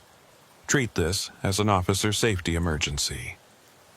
The response from dispatch was immediate and alarmed. "Unit 42, confirm your last. Did you say an FDLE officer is present with the suspects?" Harlan was breathing hard now, pushing through palmetto that tore at his uniform and dodging between pine trees. "Affirmative. Officer Rick Talmadge is on scene and appears to be part of the operation. I have photographic evidence. Requesting immediate tactical response." Behind him, he could hear his pursuers getting closer, and then he heard something that made his heart skip. Gunfire. Multiple weapons opening up, bullets snapping through the air around him and impacting trees with sharp cracks. They weren't just trying to catch him, they were trying to kill him. Harlan drew his service weapon as he ran, knowing that if they cornered him he'd have to make a stand, but he was outnumbered at least 8-1, and they had automatic weapons while he had only his sidearm.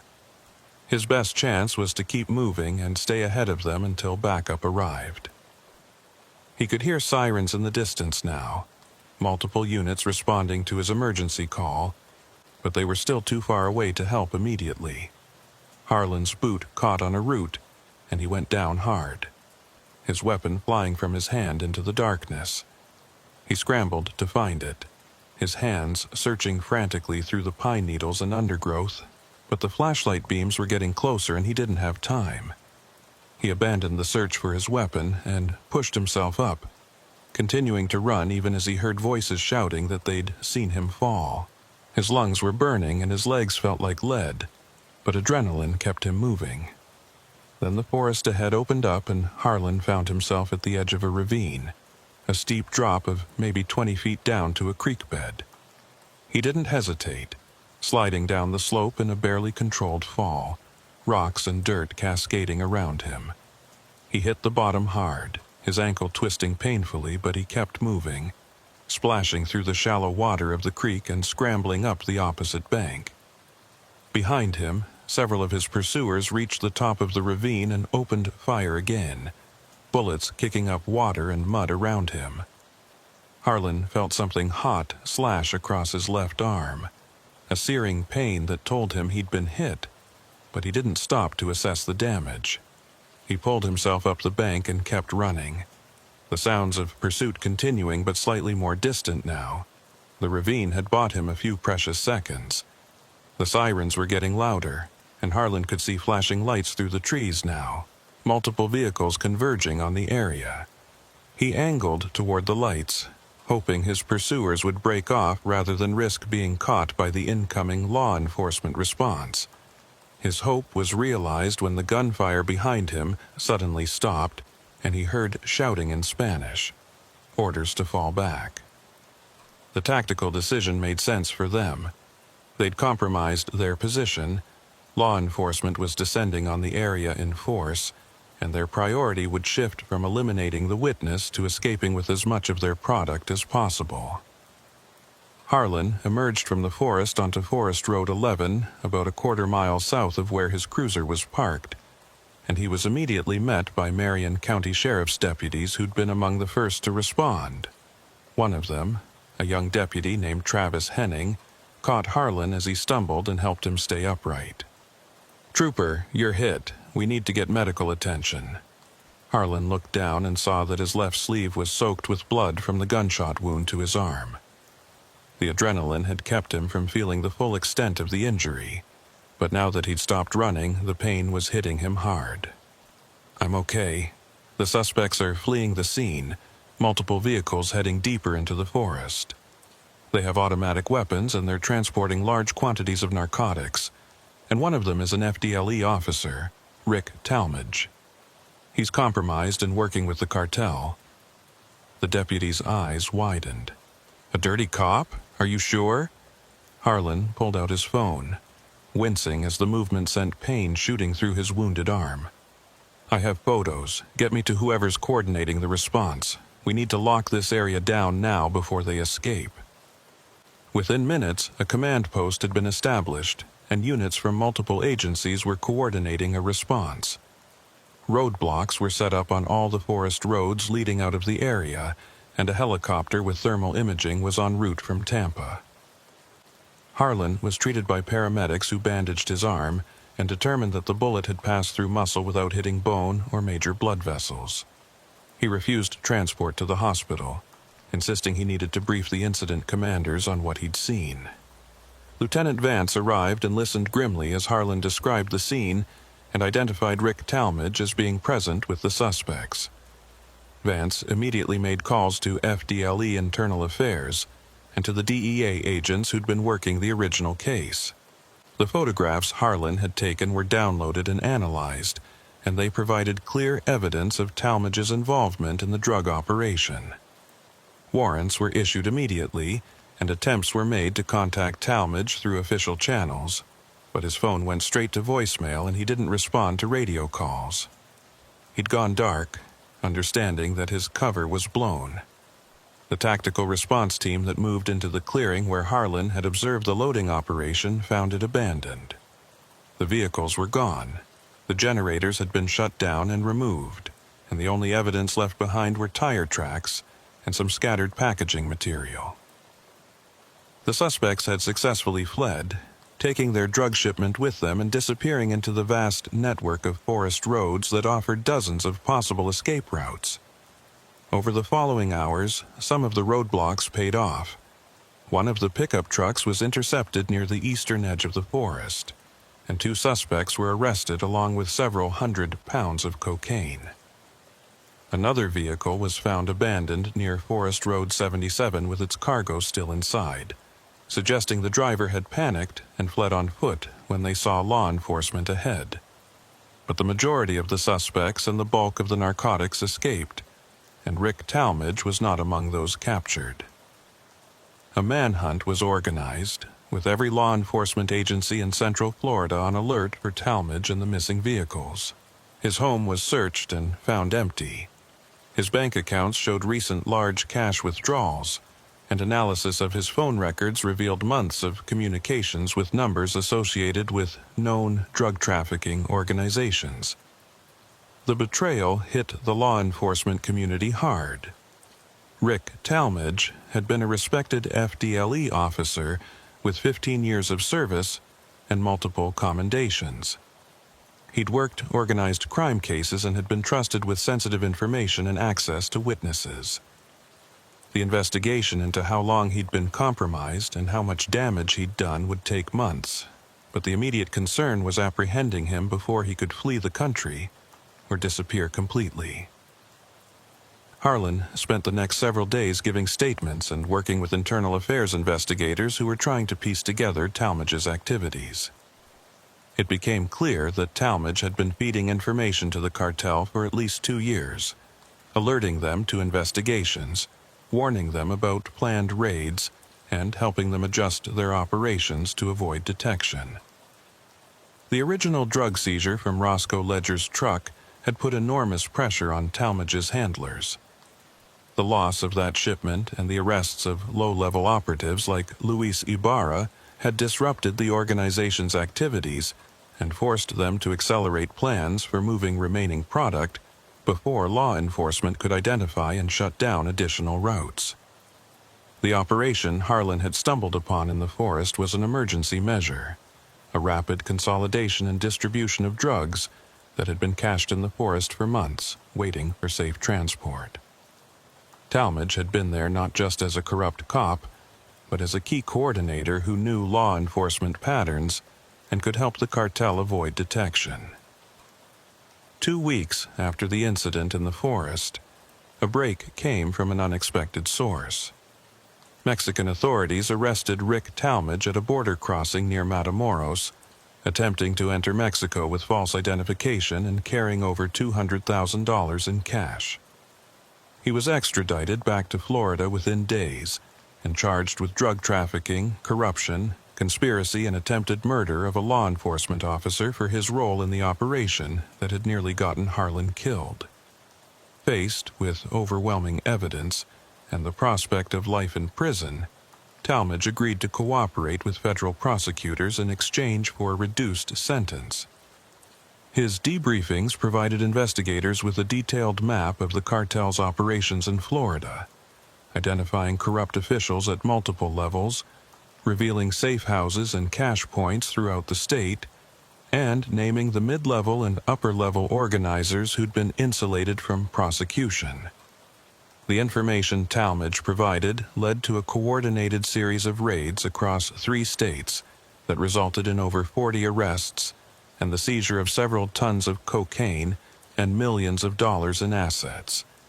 It was the most significant blow to the organization in years, and it had all stemmed from Harlan's initial response to what had seemed like a routine accident call months earlier. Harlan attended Talmadge's sentencing hearing 6 months later.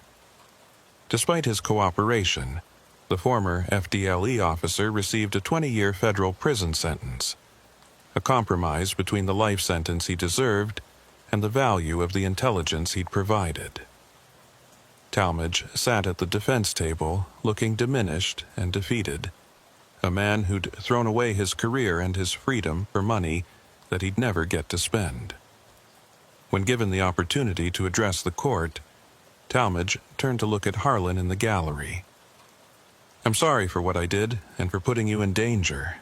I don't expect forgiveness, but I want you to know that I never meant for it to go as far as it did. I started taking money to look the other way on small things, and before I knew it, I was in too deep to get out." Harlan didn't respond, just stared back at Talmadge with an expression that was neither forgiving nor condemning, simply acknowledgement that he'd heard the words. After the hearing, Harlan walked out of the courthouse into the Florida sunshine and drove back to Marion County, back to the Ocala National Forest where his work continued. The forest roads were the same, the wildlife and the wilderness unchanged by the human dramas that had played out within its boundaries. But Harlan's perspective had shifted in ways he couldn't fully articulate. He'd always known that his job involved risk, that traffic stops could turn violent, and that criminals operated in the areas he patrolled.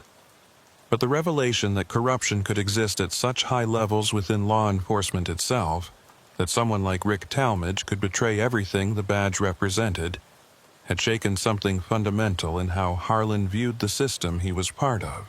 Clint Raines found him a few weeks later, parked in the same spot where he'd been on the night of the shootout in the forest. The ranger pulled up beside Harlan's cruiser and got out, joining him and leaning against the hood and looking out at the forest that stretched endlessly in all directions. "You've been quiet lately, more than usual." Harlan was silent for a moment. "Just thinking about everything that happened, how close I came to not making it out of that forest, how someone I trusted to watch my back was actually working for the people trying to kill me." Clint nodded slowly. "I heard about what Talmadge said at his sentencing, about not meaning for it to go so far. You believe that?" Harlan considered the question. "I believe he didn't start out planning to become what he became. But somewhere along the way, he made choices. Small ones at first, then bigger ones, and each choice made it easier to make the next one until he'd crossed lines that can't be uncrossed. That's the thing about corruption. It doesn't usually happen all at once. It's incremental, a slow erosion of principles until you look in the mirror one day and don't recognize who you've become."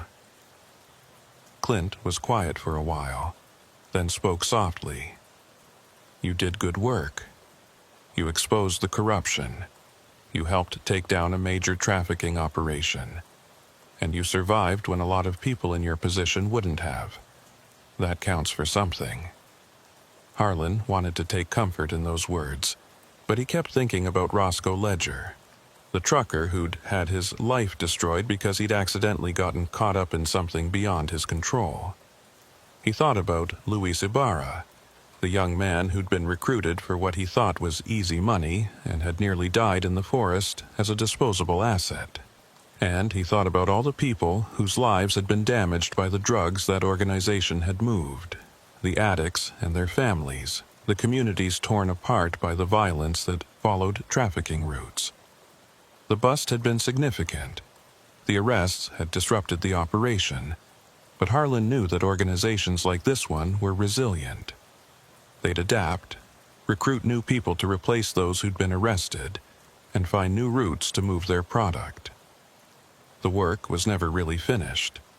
It was an ongoing battle with victories and setbacks, moments of progress followed by new challenges.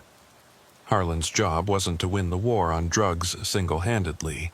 It was to do his part, to respond to calls and conduct traffic stops and investigate suspicious activity and hope that the accumulated efforts of thousands of law enforcement officers across the country would make a difference.